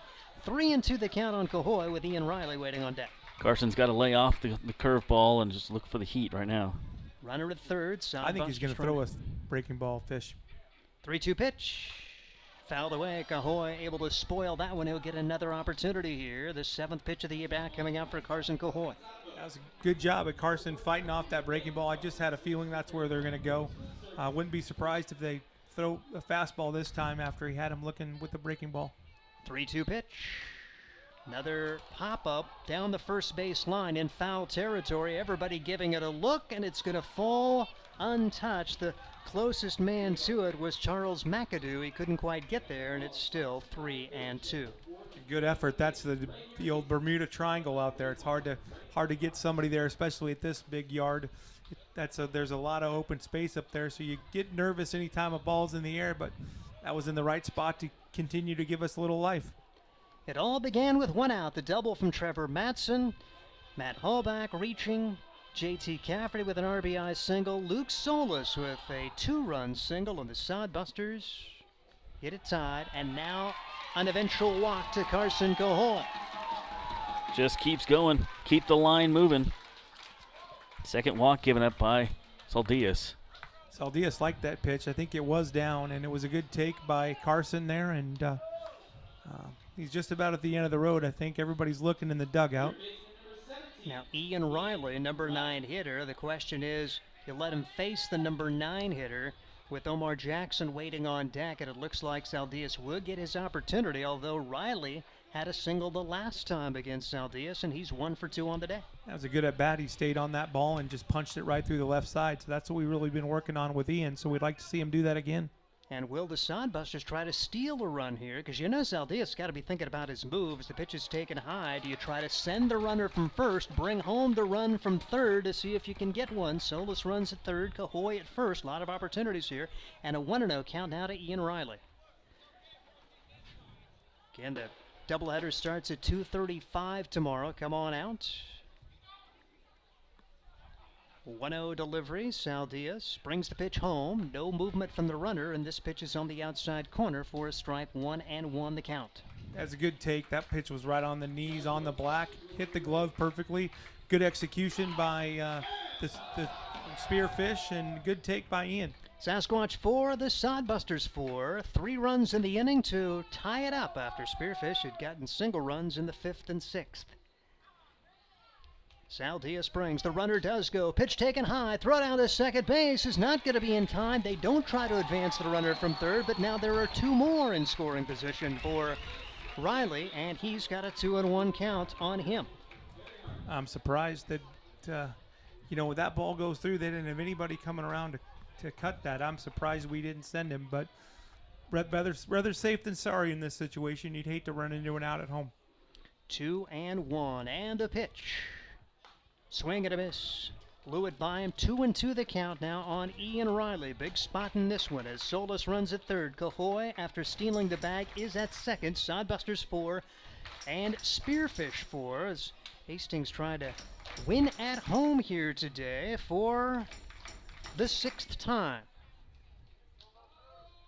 5-10 at home, 3-13 on the road as the pitch is inside. Now 3-2 the count on Ian Riley.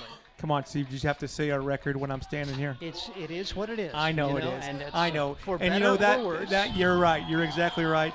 And that drives me nuts. And we're a lot better than that. And we've been very close. So unfortunately, we just haven't found a way to win those games. And that's what the second half is for. That's right. And we got a little pep talk today, and it went really well. And 3-2 pitch, hit hard, yes, down the sir. first baseline, fair. 2 runs will score as Riley's around first. He's headed to second. It's a stand-up 2-run double, and 5 are on the board for those Hastings Sodbusters here in the 6th. Second hit of the afternoon. Another good at bat for Ian Riley. Excited for him. That's 2 2-out singles in a row for the guys in green. And boy, it's beautiful to hear those fans cheer. Another nice crowd for us tonight, and nice to see us playing well. Wow, 5 runs in here for the Busters, and there's still 2 outs. And a pitching change will happen. Let's keep it here and get a chance to hear from Scott over the next minute or so as we will find an opportunity to talk about the new pitcher coming in. But a 2-run double for Ian Riley and 5 runs in the inning. And, this is a day where you were having a heck of a time getting to Nico Saldias, and to put up 5 against him, totally turning his game around. Well, he was being effective. He was doing what you should do at Duncan Field. He was pitching to contact, and we weren't seeing the ball really well, but we were seeing some pitches, and I just feel like we've had a couple good days of practice. We've had 2 meetings, sort of a heart-to-heart with me and the coaching staff and me and the players today, and They're young kids, and sometimes I forget that most of our guys are 18, 19, 20 years old, and sometimes you think they know things that they don't, and you assume they understand things that they don't, and so we're trying to learn and grow with these guys, and it's a talented group. We just have found ways to lose or not win games, and I mean, if you're a glutton for punishment like I am, I usually watch all those games over because I love us, and we've had a chance to win so many games. I mean, without a whole lot of ifs, ands, or buts, we're at least a 500 team, if not better. We just have to make one extra play a game, and we just haven't been able to do that. Yeah, there was sorry, go ahead. No, please. I just feel like we're going to be, especially with our schedule. And with us now, got a half a season under our belt with our young kids, I would be really surprised, guys, if we weren't at least in the mix in the second half to get in the playoffs. I told them I expect that from us, and I think it's going to happen. They keep playing like this, you never know. Well, the Sasquatch is another pretty good team. But we've definitely played the harder part of our schedule is behind us. Although we do have Fremont still a couple times left, we really have the more favorable part of our schedule. If we play well, is going to have an opportunity to win us some games. And I told our guys today, of our 33 games we have left, because we have one extra left to make up at Pier. Oh, that's right. I think there's 20 wins there. And obviously, I drink the Kool-Aid. I love the green and gold of the Sodbusters, but I really think we're going to be really competitive and a fun team to watch in the second half. Jack Van Dorn will be the left-handed pitcher on the hill for the Spearfish Sasquatch, making his 9th appearance. He has a 6.6 ERA, a 1-0 record, and he will face the top of the order, Omar Jackson. 5 have scored so far. This will be the 9th man to bat. It all started with a strikeout of Cole Dawson, the top hitter on the team this year. But since that time, the Sodbusters have done a nice job and have played at 5 as the left-hander brings it in, and this is right there for strike one. No balls and 1 strike on Omar Jackson, as he is 0 for 2 on the day with a walk. He was picked off first after the lone time that he reached base. RBI opportunity after Ian Riley, the man of the hour, got a double. He's a huge lead at second base.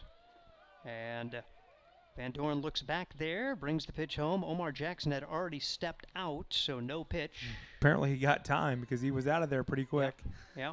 It's going to be a little harder. This is a left-handed pitcher, and he's about 6'8". I saw him coming off.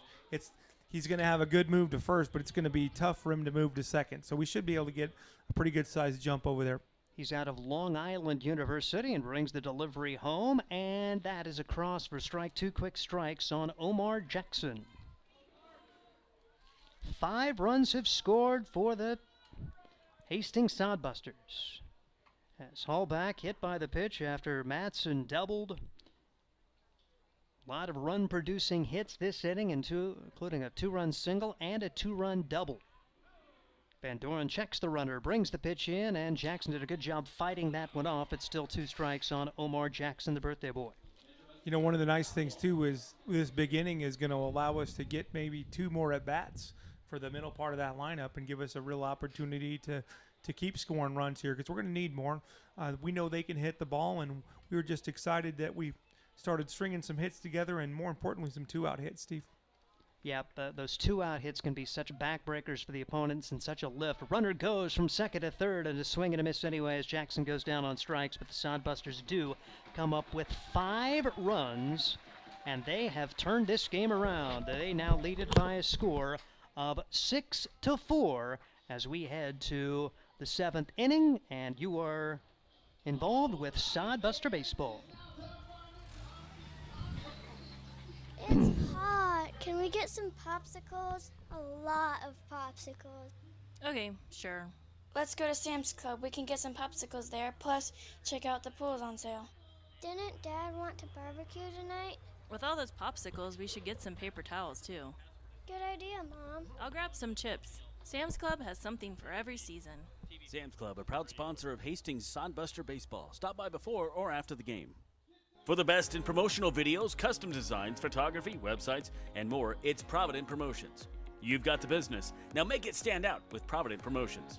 Provident Promotions can help you design your logo, website, custom make your promotional video, and shoot just the right photo for your company or business needs to be seen everywhere. And they even offer email marketing services and social media management. Let them help you from start to finish. 111 North Burlington Avenue, Suite 110 in Hastings. A proud sponsor of Sodbuster Baseball. 6-4 now. The Hastings Sodbusters have grabbed the lead, and Manny Herrera, who came in relief of Leif Holtein, will be the pitcher of record now and would have a chance to pick up a win here. And you feel bad for Leif. He's thrown pretty well this year, hasn't been involved in many wins, but he did a good job of keeping this team in the game, Scott. He's consistent. We know when we send him out there, he's going to give us all he's got, whether he's got his A stuff or his C stuff, and he was good today. It's a good hitting team, but he kept us in the game, and that's what the starter pitchers are going to need to do. And that's what we've really had most of the year is solid starting pitching. We just have had a couple hiccups in the bullpen and just not scoring enough runs consistently to do it. But a good showing tonight. 9 hits against a good team so far is good, and we got a chance to win as we go to the 7th. And Ryan Bachman will step to the plate. Top of the order, big inning for Manny here. He's got to throw strikes. He came in and walked one and hit one, gave up an infield single, but it turned into an out at home on a fine play from the second baseman, Cole Dawson. And so Herrera really hasn't officially retired a man, and we'll see if he can do that here. First pitch swing is haul back. Omar Jackson ranges over to right center, and he will make the play on the first pitch, and that's a big first out here in the 7th.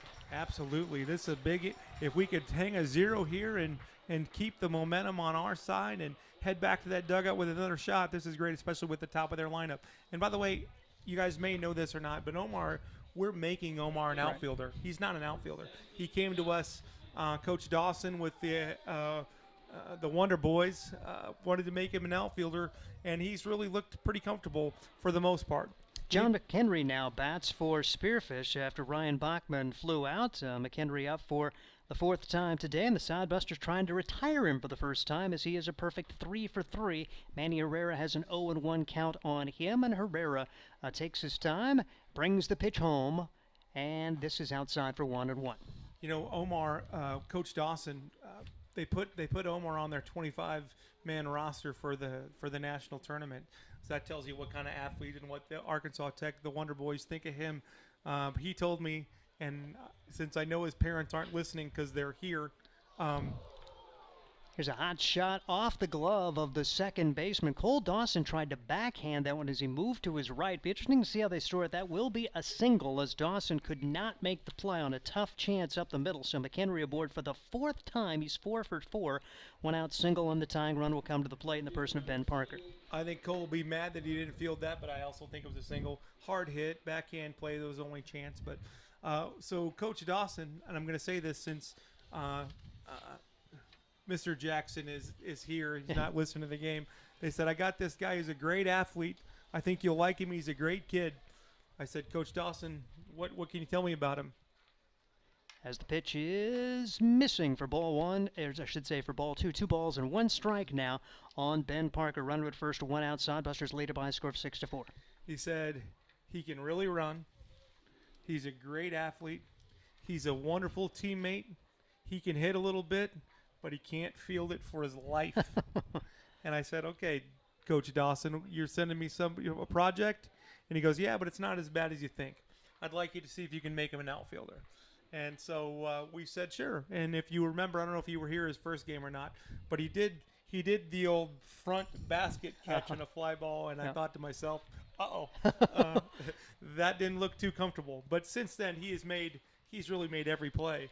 And look, he looks like an outfielder, even though he's never really played. And I don't know if it's easier. I guess I'm just talking to a former center fielder here, but is it almost easier to play center than right or left with the ball slicing either way? I know we had him in left earlier in the year, and he looks much more comfortable in center than he was in left. Yeah, you know, it is. It's one of those things where, and there's some people that like it one way or the other. They see the ball better. And we hit balls to Omar at all fields, and we didn't want to put him in center field right at the get-go, but it became evident quite quickly that he sees the ball better at center.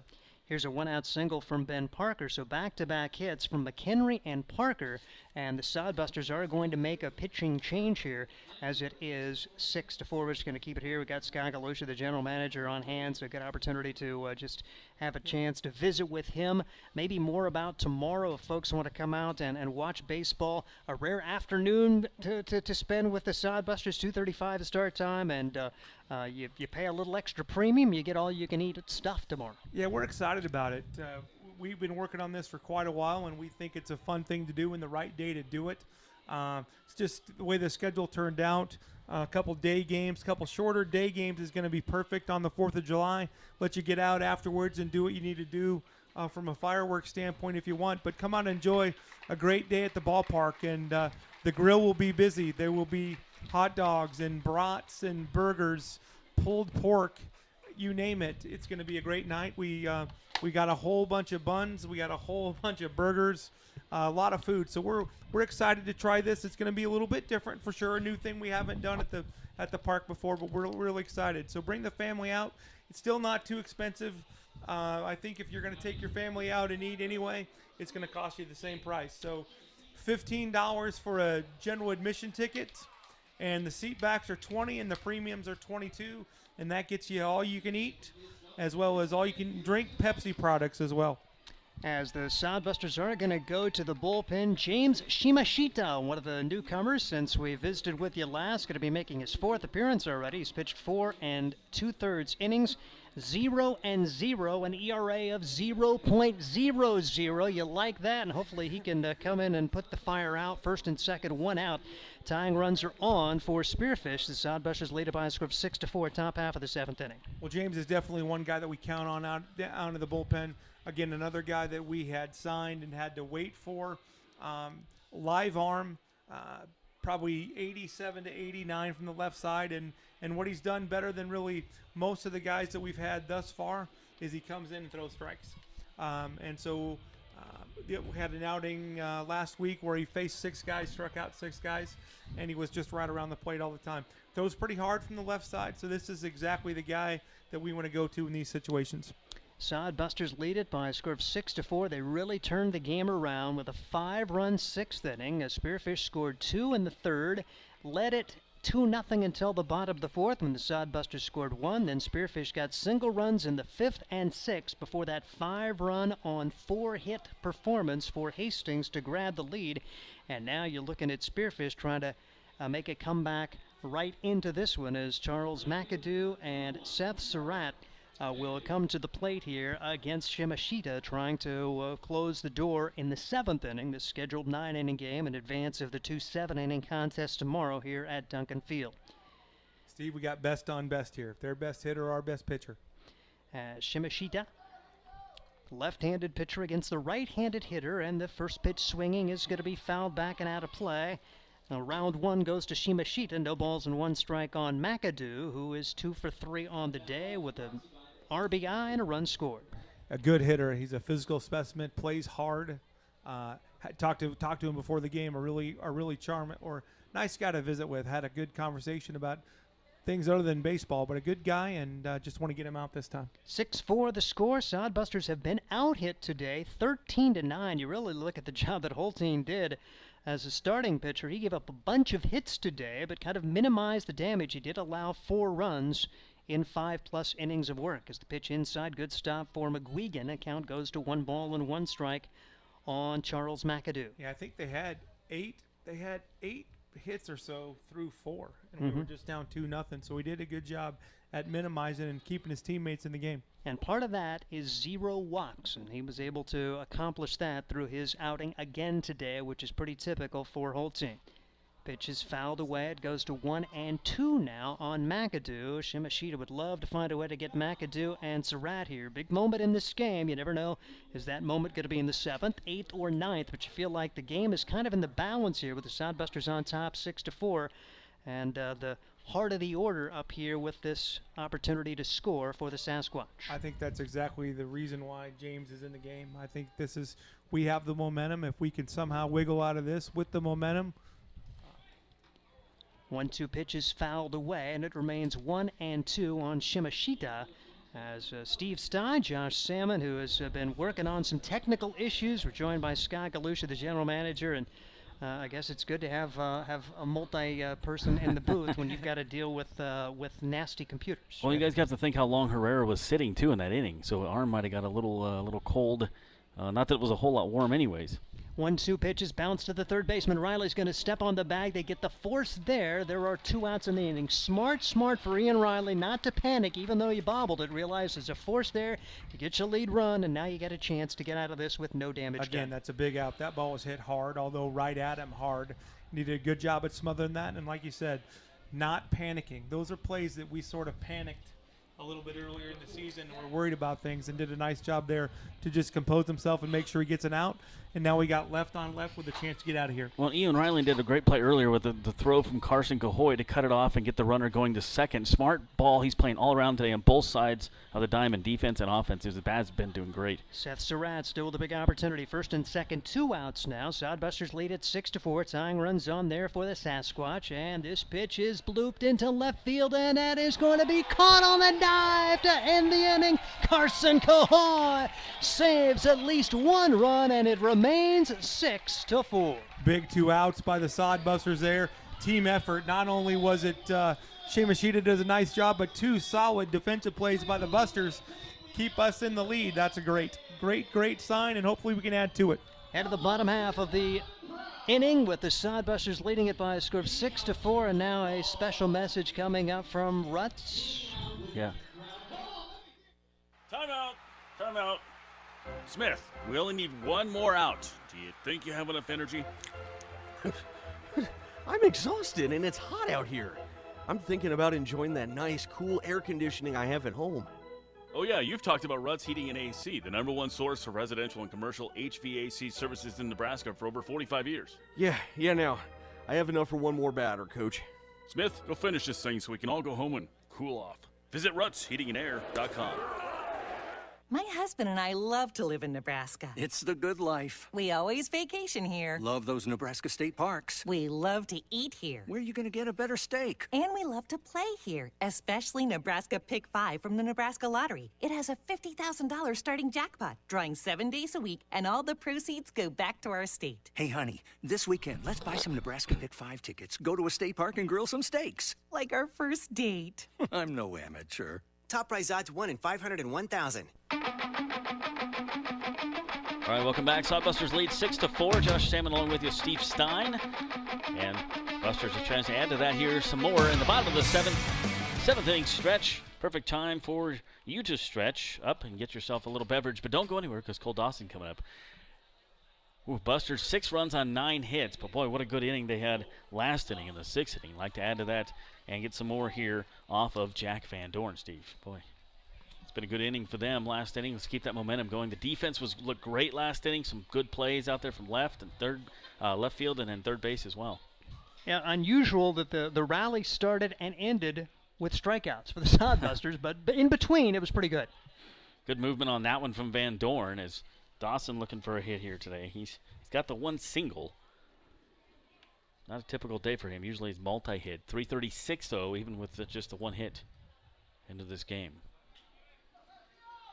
I'm going to finish up this inning, and Steve will probably take over as I got to head to Grand Island and take pictures of fireworks. High hopper to short. Hardy across the diamond.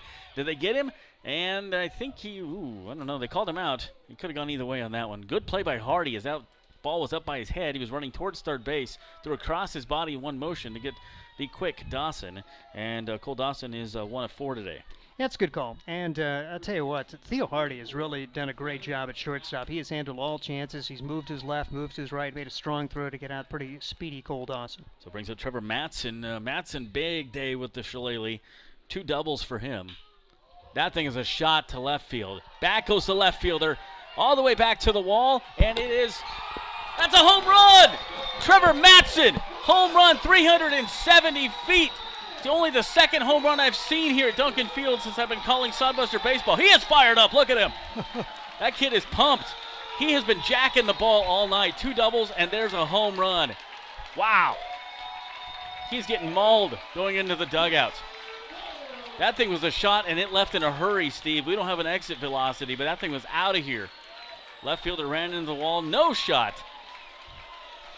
Well, you hit one out of Duncan Field. I mean, literally, they have a list of people who've hit home runs at Duncan Field. That's how rare it is. And for the Sodbusters, it's their 3rd home run as a team this season. It's Matson's 2nd.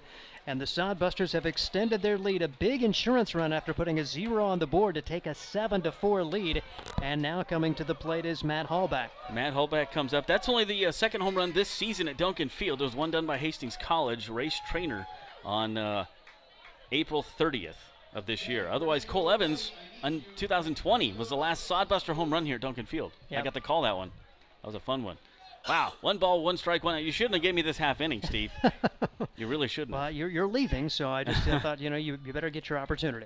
Boy, that one's flat out to right field. Matson has been on the ball all night tonight. I mean, he's just been squaring it up. We saw him last time he was up, hit a double with the first pitch. He grounded out his first time up. He popped out to second base, but then he had double, and home run. What a night for Trevor Matson. Great post-game interview, I'm sure, too. He's a nice kid. That was a hint, by the way. Okay, got it. So brings up JT Cafferty here. Cafferty's had a good day as well. The single RBI. That one out to second base, and they do retire to side. But the Buster on the home run. Lead it now 7-4. Steve will take you the rest of the way as I go take firework pictures. And a little bit of fireworks here at Duncan Fields on the home run by Trevor Matson, the solo job. Busters lead at 7-4 here in the bottom of the 7th. Top of the 8th coming up. Steve Stein will have you the rest of the game and a message from Graham Tire. You know Graham Tire for their quality tires and service, but did you know that they do brakes, batteries, and oil changes, and even shocks and struts? Graham Tire in Hastings has the quality products and great service you have come to expect from the Graham name. Rick and his crew will get you fixed up and right back on the road safely. And you can trust that the job was done right. That's peace of mind. Graham Tire in Hastings, West 2nd Street, open 7:30 to 5:30, Monday through Friday. A proud sponsor of Sodbuster Baseball. Hey you, your ad here. It's Josh Salmon of Salmon Says Media. Imagine turning on the radio or TV and hearing or seeing your business being advertised. Salmon Says Media offers voiceovers, full audio production, on-hold messaging for your phone, and more. Nearly 2 decades of experience. Salmon Says Media also offers radio imaging and podcast production. See us on Facebook. Salmon Says Media, the official media partner of the Hastings Sodbusters.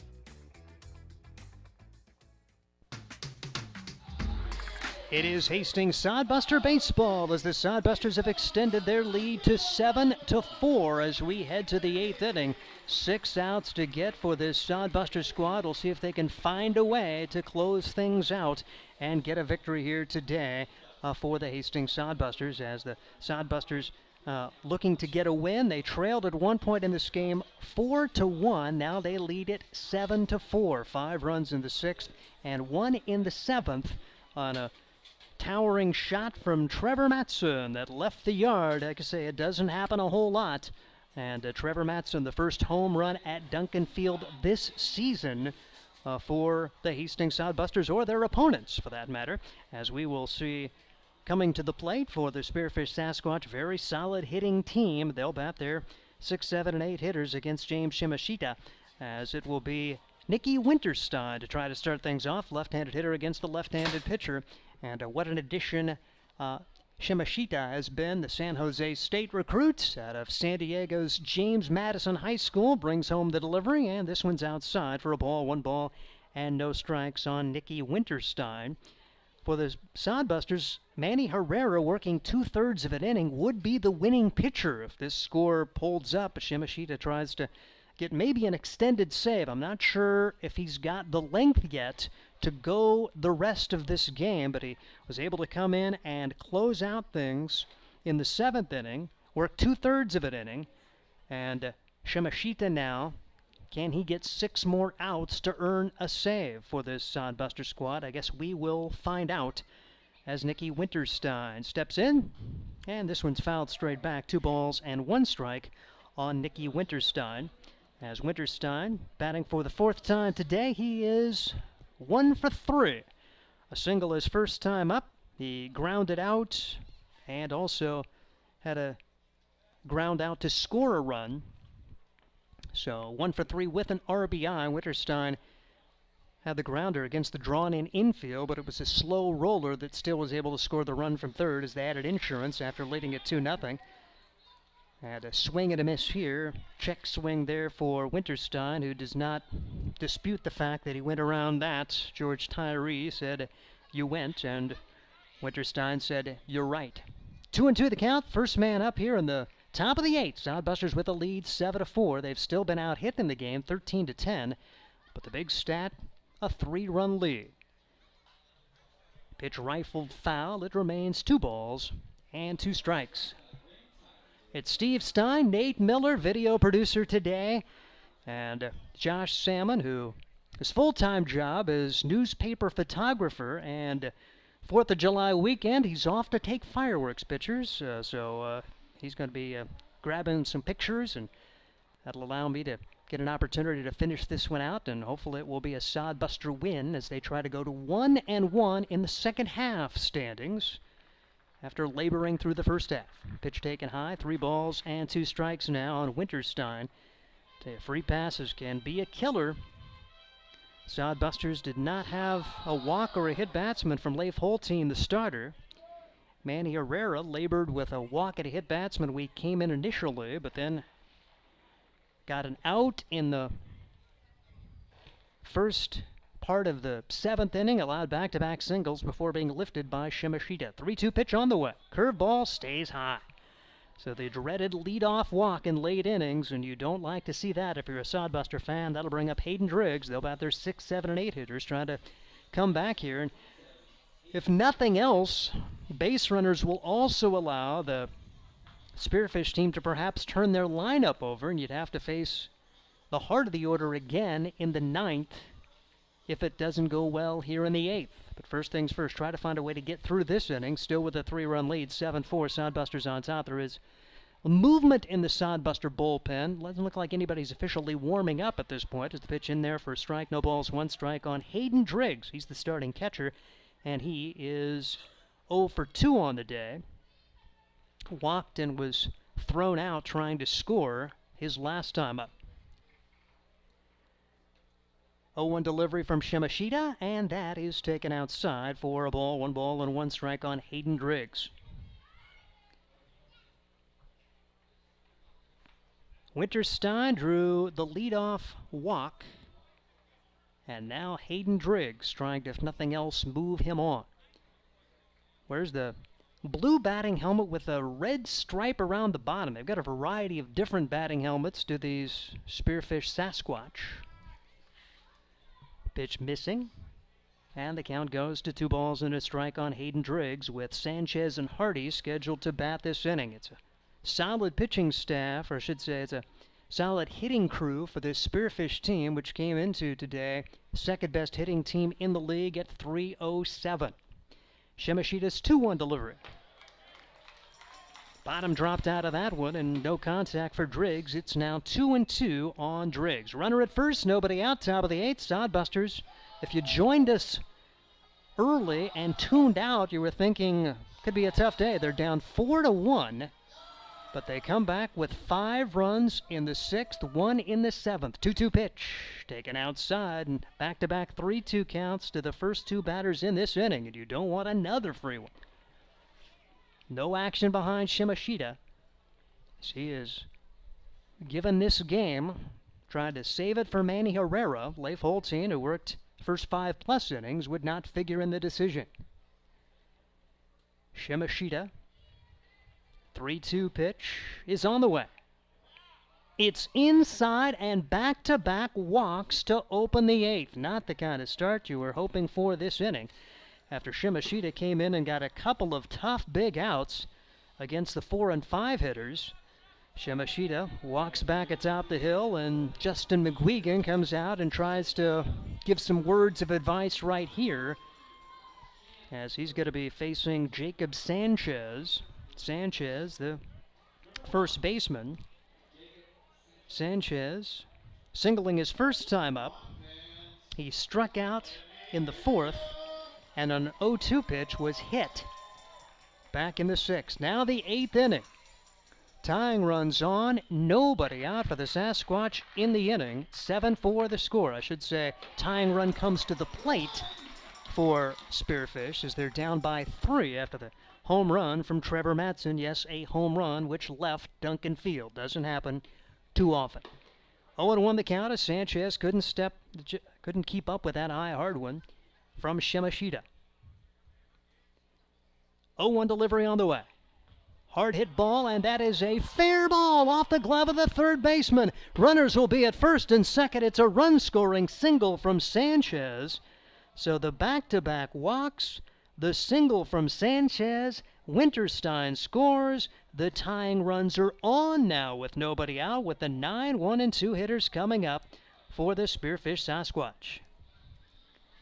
So Sanchez keeps it going, and Theo Hardy comes to the plate now. Right down the line, Ian Riley got a glove on it but couldn't field it cleanly, and that's a hit all the way, and it's now 7-5. Sasquatch have out-hit the Sodbusters 14-10. Hastings still leads it by 2, but that lead very precarious now, and You're going to see the top of the order coming up this innings. The pitch inside and taken for a ball as he pulled the bat back. Nearly got hit by the pitch, did Theo Hardy. It's 1 ball and no strikes. As Hardy had an infield single his last time up, he is 2 for 3 on the day for the Spearfish Sasquatch. 7-5 Hastings on top, trying to get back to even at 1-1 in second half play. They eliminated the wins and losses. Here's a bunt right back to the pitcher. Shimashita looks to third. They'll get the lead runner there. Excellent fundamental play for Shimashita. That bunt was right back to James, and he fielded it cleanly, so it's fielder's choice grounder. Hardy can't get the job done. 1-5 on the putout to retire Driggs at third base. Sanchez ends up at second, and certainly not out of trouble yet as the top of the order coming with Bachman and McHenry. You'd love to get those two guys and not have to face Ben Parker with the lead runs on there. 7-5 the score. Tying run at first base. Go-ahead run at the plate. And Bachman flew out to center his last time up, stands in. Takes the first pitch over but low, 1 ball and no strikes. Top half of inning number 8, the Spearfish Sasquatch trying to come from behind. They have scratched across a run here in the 8th inning and have runners at first and second, still only 1 man out. Shimashita. A check of the runners. And the delivery. Right there for a strike, 1 ball and 1 strike on Bachman, who's not so sure. But I've liked the job George Tyree's done behind the plate. Anthony Atkinson is the field umpire here today at Duncan Field. 7-5 the score. Sodbusters trying to find a way, looking for their 9th win of the year, as they are 5-10 at home this season, 3-13 on the road. Went through a 1-5 road trip, has lost 5 in a row coming into today. Try to find a way to get back in it. Meanwhile, Spearfish, which had a solid first half, they come in at 21-10. They are on a little 1-game losing streak as they fell on Thursday. 1-1 delivery on the way. In the dirt, McGuigan keeps it in front. Keep that double play in order. Grounder at the middle infield would look really nice right here. Ryan Bachman stands at the plate. 2-1 the count on him. He is 1 for 4 with a single and a run scored.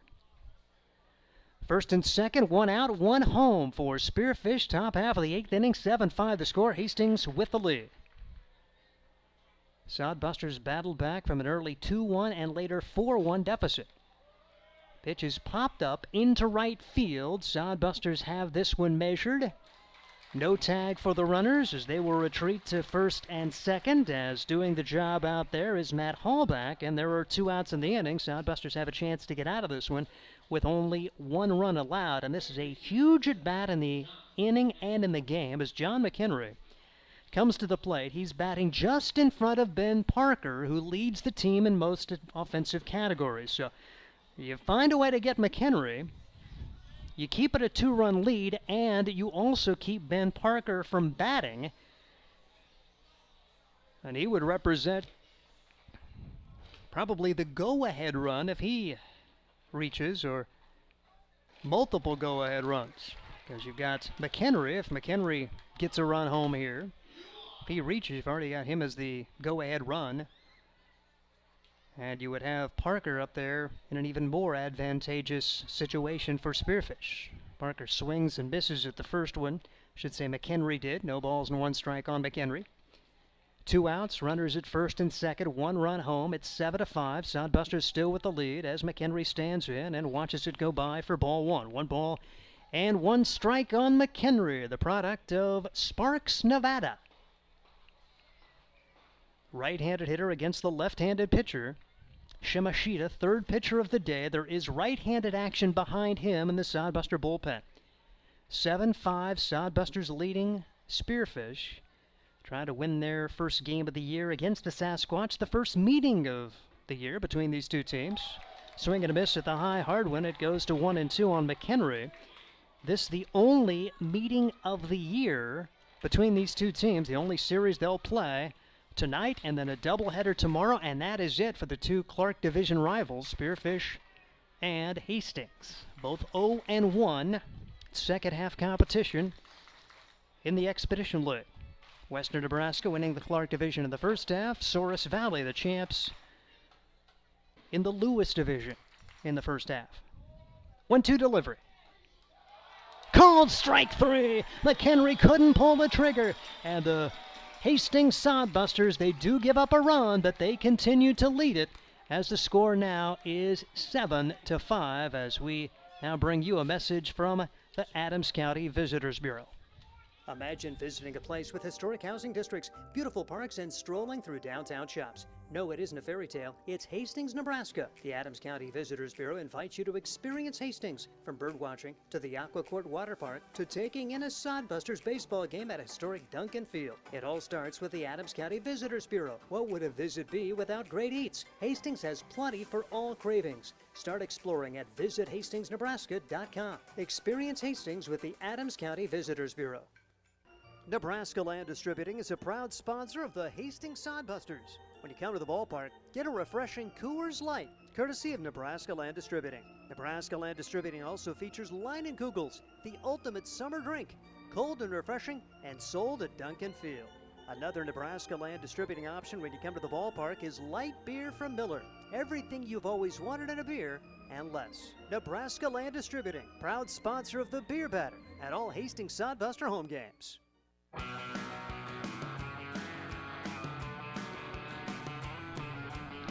It is Hastings Sodbuster Baseball as we bring you the Sodbusters and the Spearfish Sasquatch. And it is 7-5 as we head to the bottom half of the 8th inning. As the Spearfish able to plate a run on one hit this past inning. The RBI single from Jacob Sanchez, but a huge strikeout of John McHenry to end the 8th with runners at first and second. Now we'll see what the Sodbusters can get done with McGuigan, Solis, and Cahoy trying to add some insurance against the left-hander Jack Van Dorn. And Cole Dawson has had a good game for the Sodbusters. He went 1 for 4. The big hitter, though, Trevor Matson, 3 for 4 with 2 doubles and a home run. Now Justin McGuigan's first pitch swinging, and that will get back up the middle for a base hit. McGuigan aboard for the first time today, 1 for 4 in his return to the lineup as he's been battling illness for the last week or so. And he comes up with a leadoff single. We'll see how the Sodbusters play it now. Leading by 2, do you play small ball here to try to advance the runner? Luke Solis coming up with a huge hit his last time up. He is 2 for 3 on the day as he had the 2-run single last inning. And then the Sodbusters would add a 2-run double. The Sodbusters turned around a deficit to come back. Bunting is Solis, and he bunts it foul. No balls and 1 strike on Luke Solis. Hastings Sodbusters trying to add a run here as they get their leadoff man aboard in the bottom of the 8th. 3 outs away from victory. So we saw action behind Shimashita. That has been eliminated now. We'll see if they do go to the bullpen in the 9th. Could be contingent on what the Sodbusters do here. A throw over to first from the left-hander Van Dorn, and a good job getting back rather easily for Justin McGuigan. So McGuigan aboard for the first time today. Sodbusters this year, 46 stolen bases coming into the contest. Exactly the same number as Spearfish, the 2 teams which run at a similar clip. Pitch fouled back. Count goes to no balls and 2 strikes on Solis. So Solis tried to bunt at 0-0 and then was swinging away at 0-1. We'll see what he elects to do at 0-2 and what Chandler Wagner has in store down the third base line for the Hastings Sodbusters. Van Dorn brings the 0-2 pitch home. Swing and a miss. Solis down on strikes, and so he will be retired. So Solis gone, and that will bring up Carson Cahoy. Cahoy walked his last time up. It was a large at-bat for the Sodbusters. You remember Saldias was really struggling at the time as he was having composure issues, but he stayed in, walked Cahoy, then gave up a 2-run single to a 2-run double rather to Ian Riley, and then Sodbusters able to come through with a big solo shot from Trevor Matson. The pitch fouled back. No balls, 1 strike on Carson Cahoy. Cahoy 0 for 2 with a run scored. But Ian Riley put the finishing touches on that 5-run inning with the 2-run double, batting in the 9 spot. Van Doorn's pitch. 0-1 delivery is just off the plate. It's now 1-1 on Carson Cahoy, with Riley perhaps getting an opportunity to bat here this inning as well. So there's 1 on and 1 out. Sodbusters leading at 7-5. Love that one more insurance run here as the pitch is taken outside for a ball. Count goes to 2-1 on Carson Cahoy. Played high school ball at Grand Island. Played for Grand Island Home Federal, the top Legion program in that community. And now at Santa Barbara City College. 2-1 delivery on the way. Pretty well hit to right field, but coming on a couple of steps and making the play is Charles McAdoo, and there are 2 outs. A little line drive, but McAdoo had it played well, and here comes Ian Riley, who's had a good day in the field and a good day at the plate. How about 2 for 3, a double, 2 RBIs for the Hastings Sodbusters. Should be a nice win for Hastings. Battling back from 4-1 down, you had Nico Saldias, who was really percolating along heading into the 6th. And the Sodbusters had a strikeout to begin that inning and then would plate 5 before all was said and done. 2-run single from Solis, 2-run double from Ian Riley, the big blows. Trevor Matson had a big hit that inning. He got it going with the double, and then Matson would follow that with a home run out of Duncan Field. It doesn't happen often. 1 ball and no strikes, the count on Ian Riley for the Hastings Sodbusters.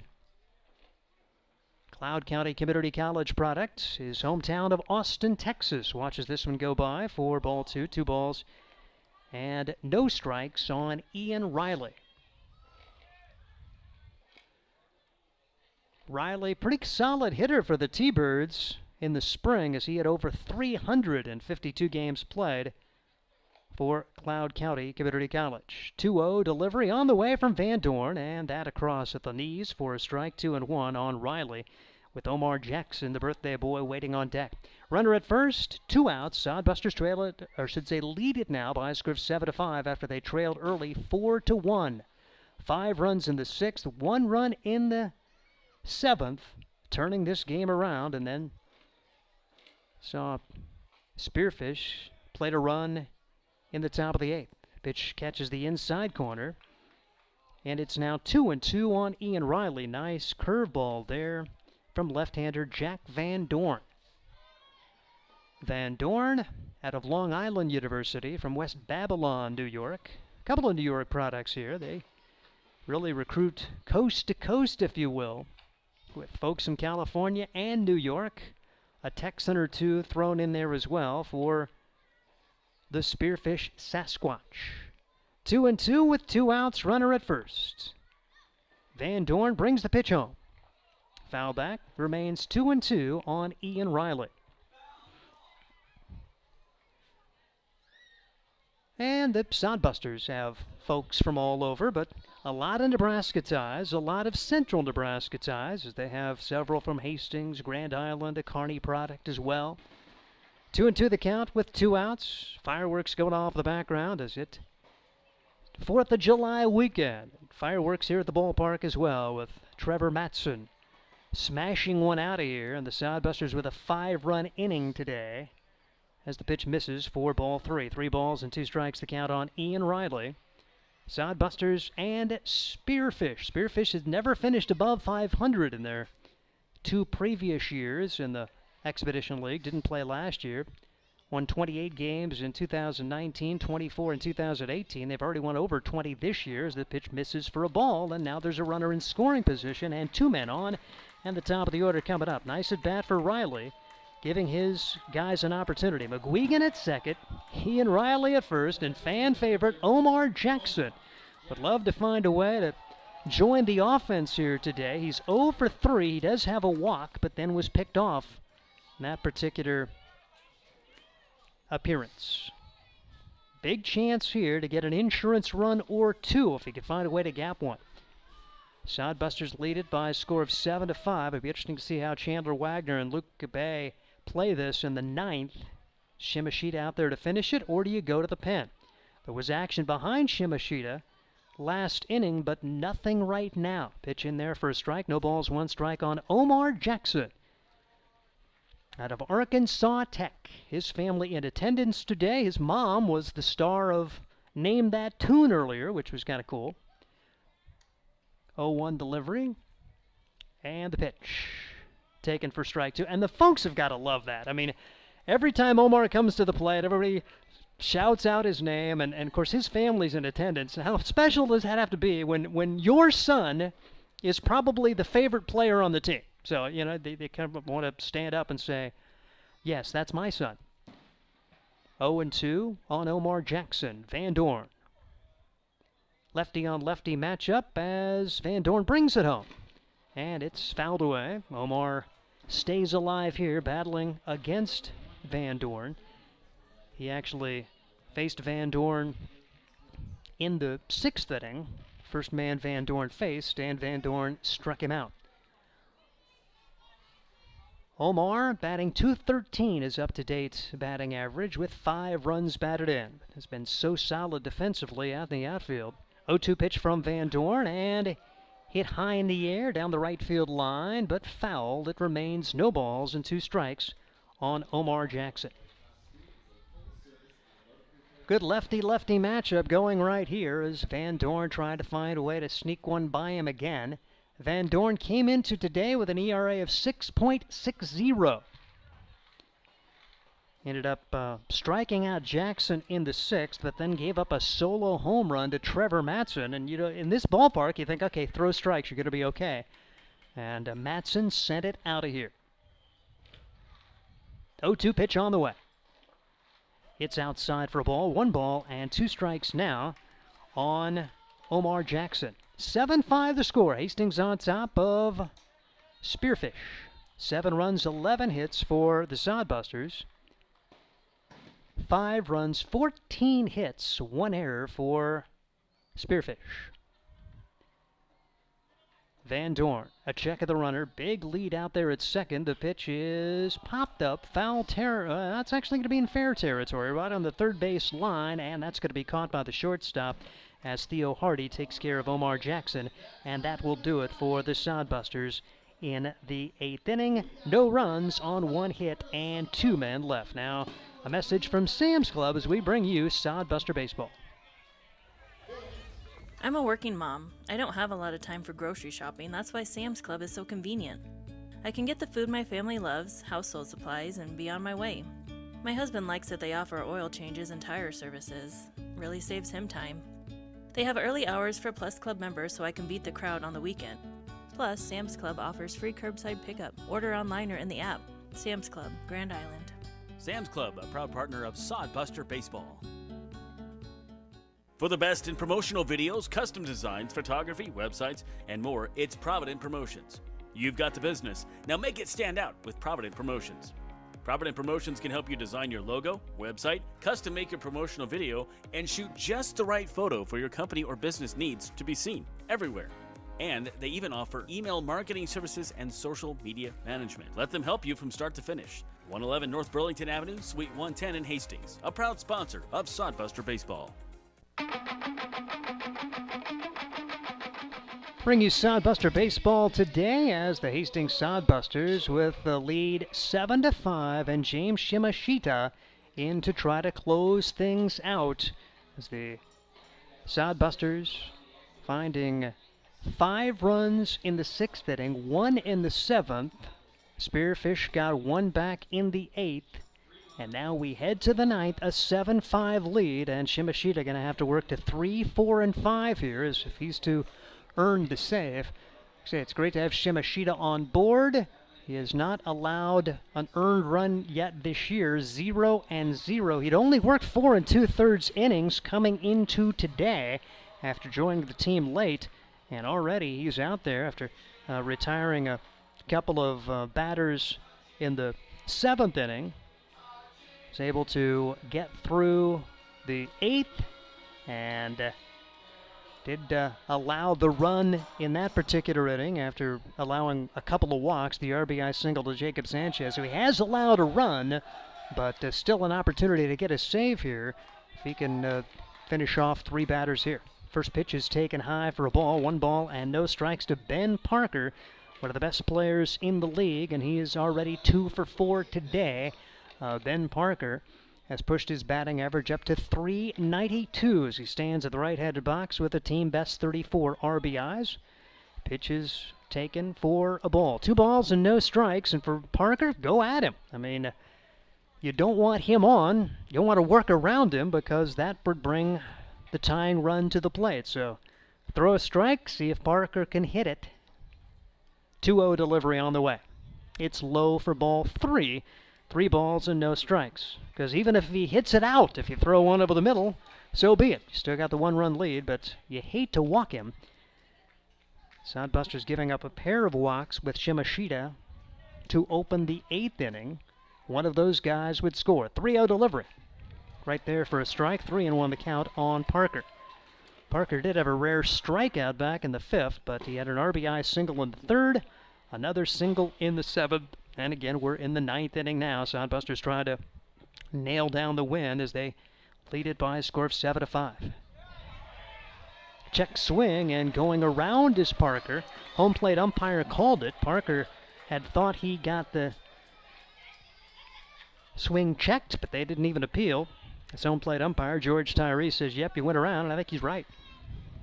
So now 3-2, and this would be a huge comeback for Shimashita if he could retire Ben Parker, the Los Santos, California product. 3-2 delivery. This one is chopped to the shortstop. Solis on 1 hop, fires to first, low throw, picked up by Matson nicely as he saves his shortstop. An error right there, and that is a huge first out here in the 9th inning. 6-3 on the putout. Solis, a low throw, but Matson didn't dig it cleanly, but still had time to get Parker's. He just picked it up with the bare hand to retire Parker. And here's Charles McAdoo. McAdoo with a couple of singles, an RBI and a run scored as he stands in and takes high for ball 1. And you know Shimashita's fired up, maybe overthrew that pitch. 1 ball and no strikes to count. 7-5 the score, top of the 9th. Sodbusters trying to nail down the victory here. They've been out hit in the game 14-11, but they lead the contest 7-5. Shimashita looking for his first save since joining the Sodbusters with 2+ innings of work. Pitch swung on and missed. 1-1 the count. Trying to save this for Manny Herrera, who would get the win, working 2/3 of an inning. Herrera came in and was able to get 1 out for Leif Holstein, and then retired 1 batter before giving up a pair of singles. Ground ball at Solis. Solis throws to first in time. Back-to-back 6-3 putouts. Much more conventional there. Solis had the strong throw, and now the Sodbusters are 1 out away from victory here in this series opener against the Spearfish Sasquatch.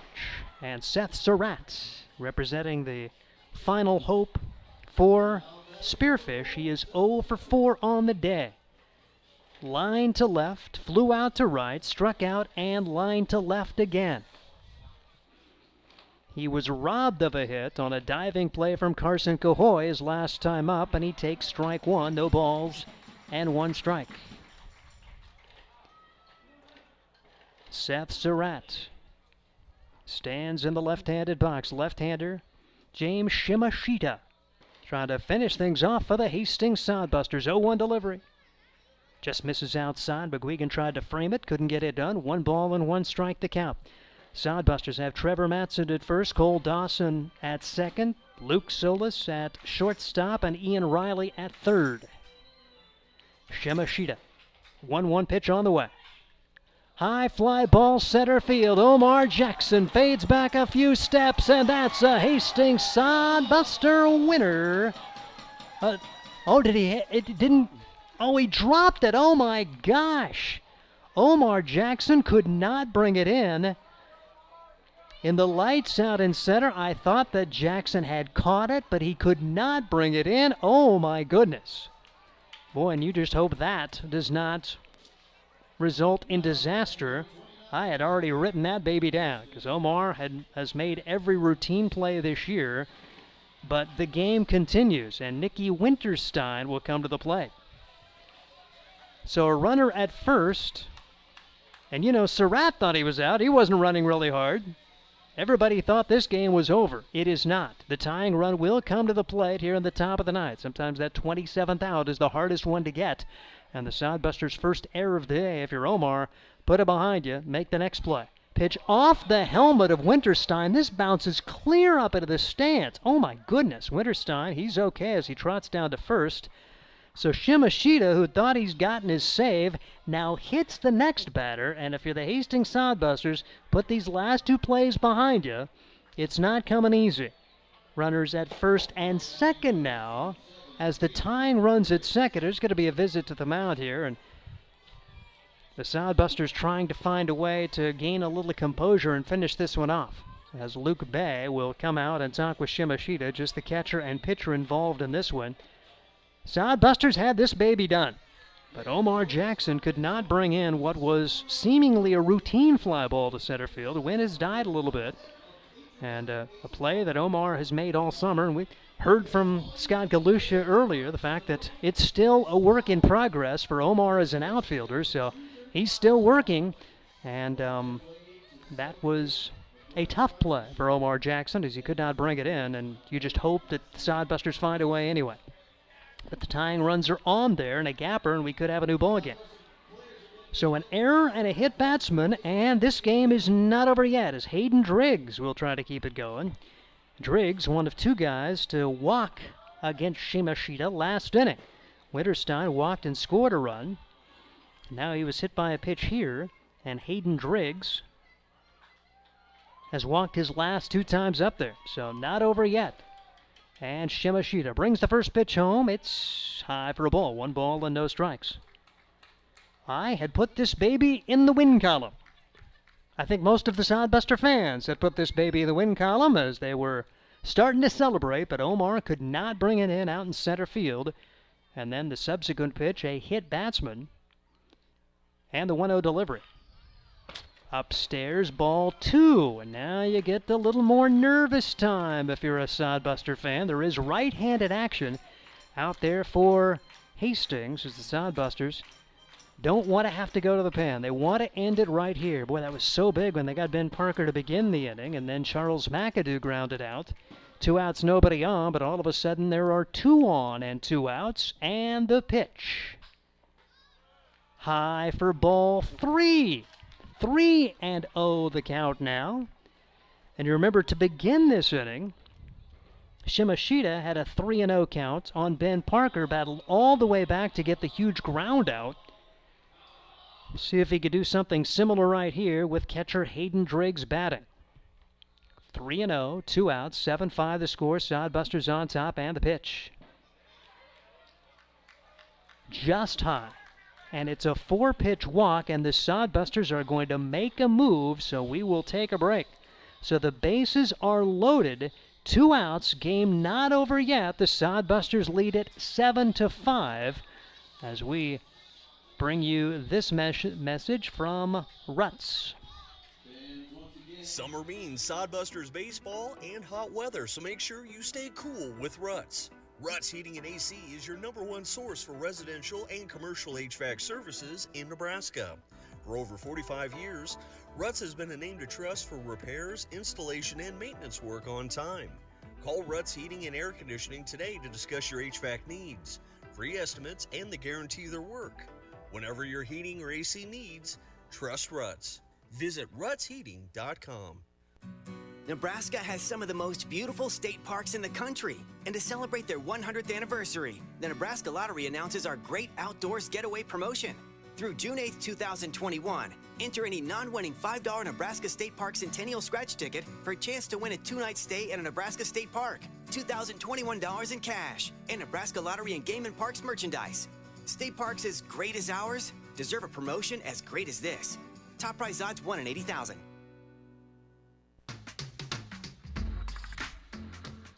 Bring you Sodbuster Baseball today as the Hastings Sodbusters trying to find a way to close things out, and it's certainly not easy here It looked like it was going to be a 3-up, 3-down inning, but an error, a walk, and a hit batsman. And now Spearfish has the tying run at second base, the go-ahead run at first, and it will be up to Jake Bigham to try to close things out for the Hastings Sodbusters.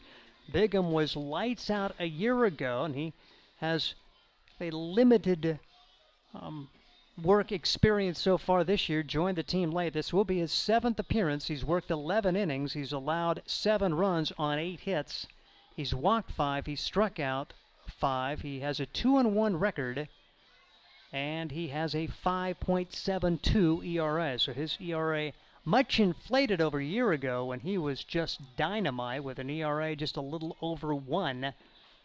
Now, an opportunity for him to hopefully close things out. Meanwhile, Jacob Sanchez trying to be the hero as Sanchez comes to the plate after Driggs was walked. Winterstein hit by a pitch, and Surratt seemingly had flown out to center to end the game. As Jacob Sanchez is 2 for 3 on the day. He was also hit by a pitch. He does have an RBI. Stands in the right-handed box. Jake Bigham trying to finish the deal. Bases loaded. And he singled to the outfield, and we likely have a new game. Jake Bigham out of the stretch and the delivery. Pitch fouled back. Pretty good swing there. No balls and 1 strike on Jacob Sanchez, who could come up with a huge hit here. 2 for 3. He has only 9 hits this season. 2 of them have come today to push his batting average to 187. So normally you'd say this is the guy you like to see, but he's hot right now. 0-1 delivery. Swing and a miss. The Sodbusters are 1 strike away from victory. It's not come easy here in the 9th. Got the first 2, but then the next 3 have reached. Jake Bigham trying to close the door against Jacob Sanchez. Bases are loaded. And the 0-2 pitch. High fly ball, but foul and out of play. It remains 0-2 on Jacob Sanchez. Sanchez didn't catch up with that one, and he does a little sign of the cross on his chest as he gets to step back in. Sanchez out of Texas Rio Grande Valley, his hometown San Juan, Texas. 6'2", 220-pounder. 0-2 delivery. Swing and a miss!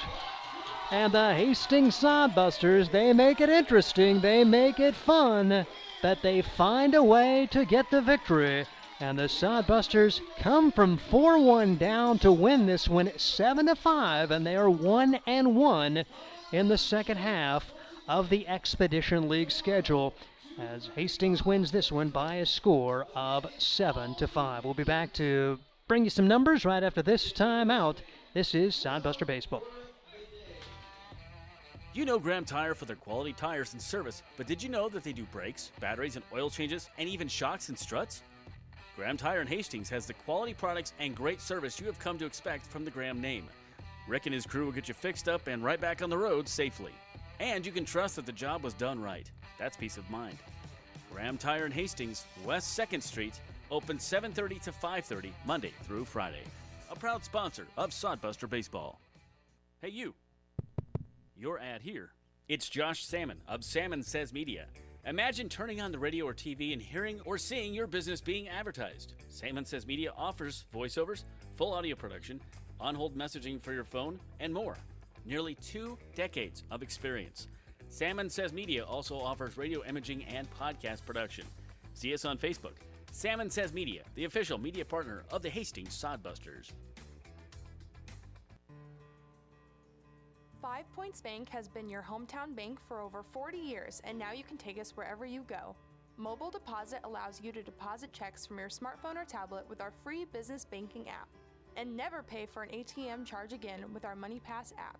It maps out ATMs near you that won't charge a fee because of its partnership with 5 Points Bank. We're here to serve you in person and online, and that's why we're the better bank. Have you heard the latest in Sodbusters news? Hey, this is Josh Salmon, voice of Hastings Sodbusters Baseball, inviting you to check out the Sodcast, the official Sodbusters podcast. Each episode gets you up to date on team info, the latest news, player and coaches interviews, and more. Join Brian Frew and myself for the Sodcast all through the baseball season. The Sodcast is available for listening on Spotify for free. Hastings Sodbusters Baseball Insides Inside Duncan Field with me, Josh Salmon, and co-owner Brian Frew. The Sodcast. Listen today.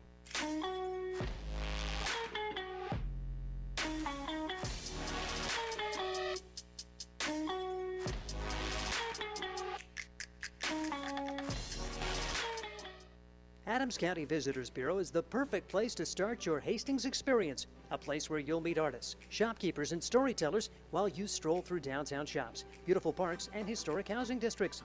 Whether you're a traveler, meeting planner, or a new resident, the Adams County Visitors Bureau is excited to help you find what you're looking for, from places to eat, things to do and see, to places to stay. Ask the Adams County Visitors Bureau. Get details at visithastingsnebraska.com. Experience Hastings with the Adams County Visitors Bureau. Nebraska Land Distributing is a proud sponsor of the Hastings Sodbusters. When you come to the ballpark, get a refreshing Coors Light, courtesy of Nebraska Land Distributing. Nebraska Land Distributing also features Leinenkugels, the ultimate summer drink, cold and refreshing, and sold at Duncan Field. Another Nebraska Land Distributing option when you come to the ballpark is light beer from Miller. Everything you've always wanted in a beer and less. Nebraska Land Distributing, proud sponsor of the Beer Batter at all Hastings Sodbuster home games. Proud to bring you Sodbuster Baseball today as the Hastings Sodbusters find a way as they end up battling back, winning the contest by a score of 7-5. Sodbusters 7 runs, 11 hits, 1 error, and Spearfish 5 runs, 14 hits, 1 error on the day. As Hastings ends up getting the win for Manny Herrero, works 2/3 of it inning behind starting pitcher Leif Holstein. James Shimashita worked 2 1/3 innings, couldn't quite nail down the save though, as it came unraveled there in the ninth. An error with nobody on and 2 outs, and then a hit batsman at a walk, so they brought in Jake Bigham. Bigham able to retire the only man he faced, Jacob Sanchez, to pick up the save for the Hastings Sodbusters. That's baseball sometimes. I mean, look at the 2 guys who did the majority of the work today. Leif Holstein and James Shimashita have no part in the victory today, as Holstein works the first 5 2/3 innings, allows 4 runs on 10 hits. Shimashita works 2 1/3 innings, finds a way to pick up the victory, but he ends up really not figuring in the victory, and the Sodbusters end up picking up the win today by a score of 7-5. As we're going to be joined by Chandler Wagner. I'm going to get my recorder going, so we'll record this interview as well. So give me just a second. So we'll have some thoughts on this one and be able to play this back tomorrow. Excellent effort for your team. Talk about the intestinal fortitude, first of all, to battle back. It was looking a little bleak at 4-1, and you guys turned the game around. Yeah, we had that big, the big 5-run inning for us, and I don't know, 2 out hits, win a lot of ball games, and had a couple big ones today, and it was huge. So Solis had a big 2-out hit.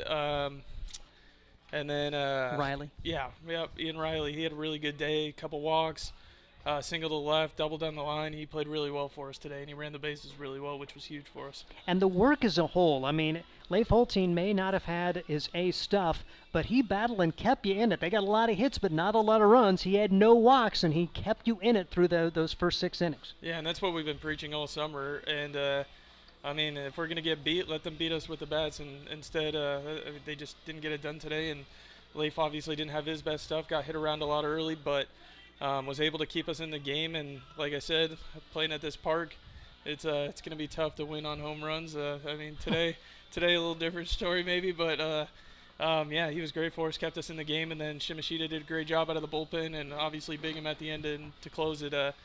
I mean, I think we only walked a couple guys today, and that's what we've been preaching. That's what we've been looking for.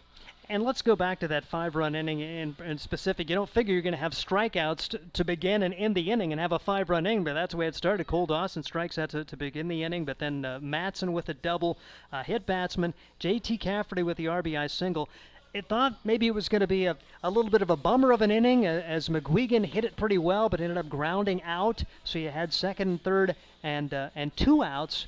And then you mentioned it, Solis coming through. How big was that to get those first two with him coming up there to kind of pick up his guys? Huge. I would have been good if that inning ended after getting those 2 runs, and that was huge for us. So for him to add those 2 runs and then for Ian Riley to come up and do the same thing, it was a huge inning, and that inning won us the ball game. Got a little scary there late. Omar about gave me a damn heart attack, but I don't know. I kind of jinxed him early in the game. Everybody freaks out as soon as the ball's hit to him. I was like, one of these days he's going to drop one, and everyone's freaking out, and I didn't think it was going to be today, but it was. And cool. We'll go to that a little bit more in detail, but first, how about the insurance run? Anytime a ball is hit out of Duncan Field, Trevor Mattson, home run, left field, and you kind of celebrate like you win the World Series when anybody has an opportunity to hit one out of this park. It's pretty special. Yeah, that was awesome. It was pretty electric here today when he did that, and he's had really good at-bats pretty much all season long. He's kind of been our glue guy that you can throw out there. He's going to work hard and play his ass off every day, and he's done that for us all year or all summer long. So I'm proud of him, and I knew he'd come close at least one time this summer. I don't know if I would have called that he would have got one out of here, but that was pretty awesome. And you mentioned Shimashita. I mean, getting a little dirty here today in terms of battling some walks and was able to get out of trouble by allowing only 1 run there in the 8th. And in the 9th, it looked like it was going to be 1, 2, 3. Poor Omar, birthday. He's going to be, I'm sure Mom and Dad are going to give him a hard time about that. But then walk hit batsman, bases loaded. Talk about going to Bigham, a guy who's been in this situation before, to finish it off. Yeah, he's one of those guys out of the pen for us that we expect to come in and throw strikes, and that's just all we were looking for. Hopefully get some weak contact or a strikeout like he did, and that's exactly what he did when it straight out of the pen, strike 1, and I felt pretty confident as soon as he threw strike 1 that we were going to end up winning this game, and I was proud of the way, and that's obviously not an easy situation to come in and with the tying run on second base in the 9th, but came in and throw strikes, and good things happen. Talking with Chandler Wagner, and the intestinal fortitude now to go out and win a series. You have a chance to do that. You win the opening game of a series, doubleheader tomorrow. A chance to go out and maybe put to get this second half really started in the right way. I know you started 0-1 officially in the second half, but this really feels like the second half of the season now.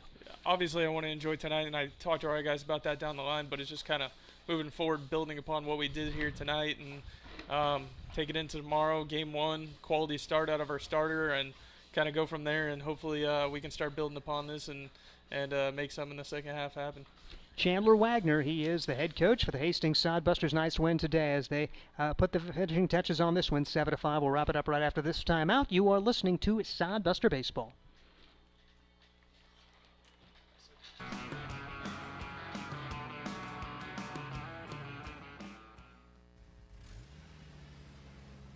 It's hot. Can we get some popsicles? A lot of popsicles.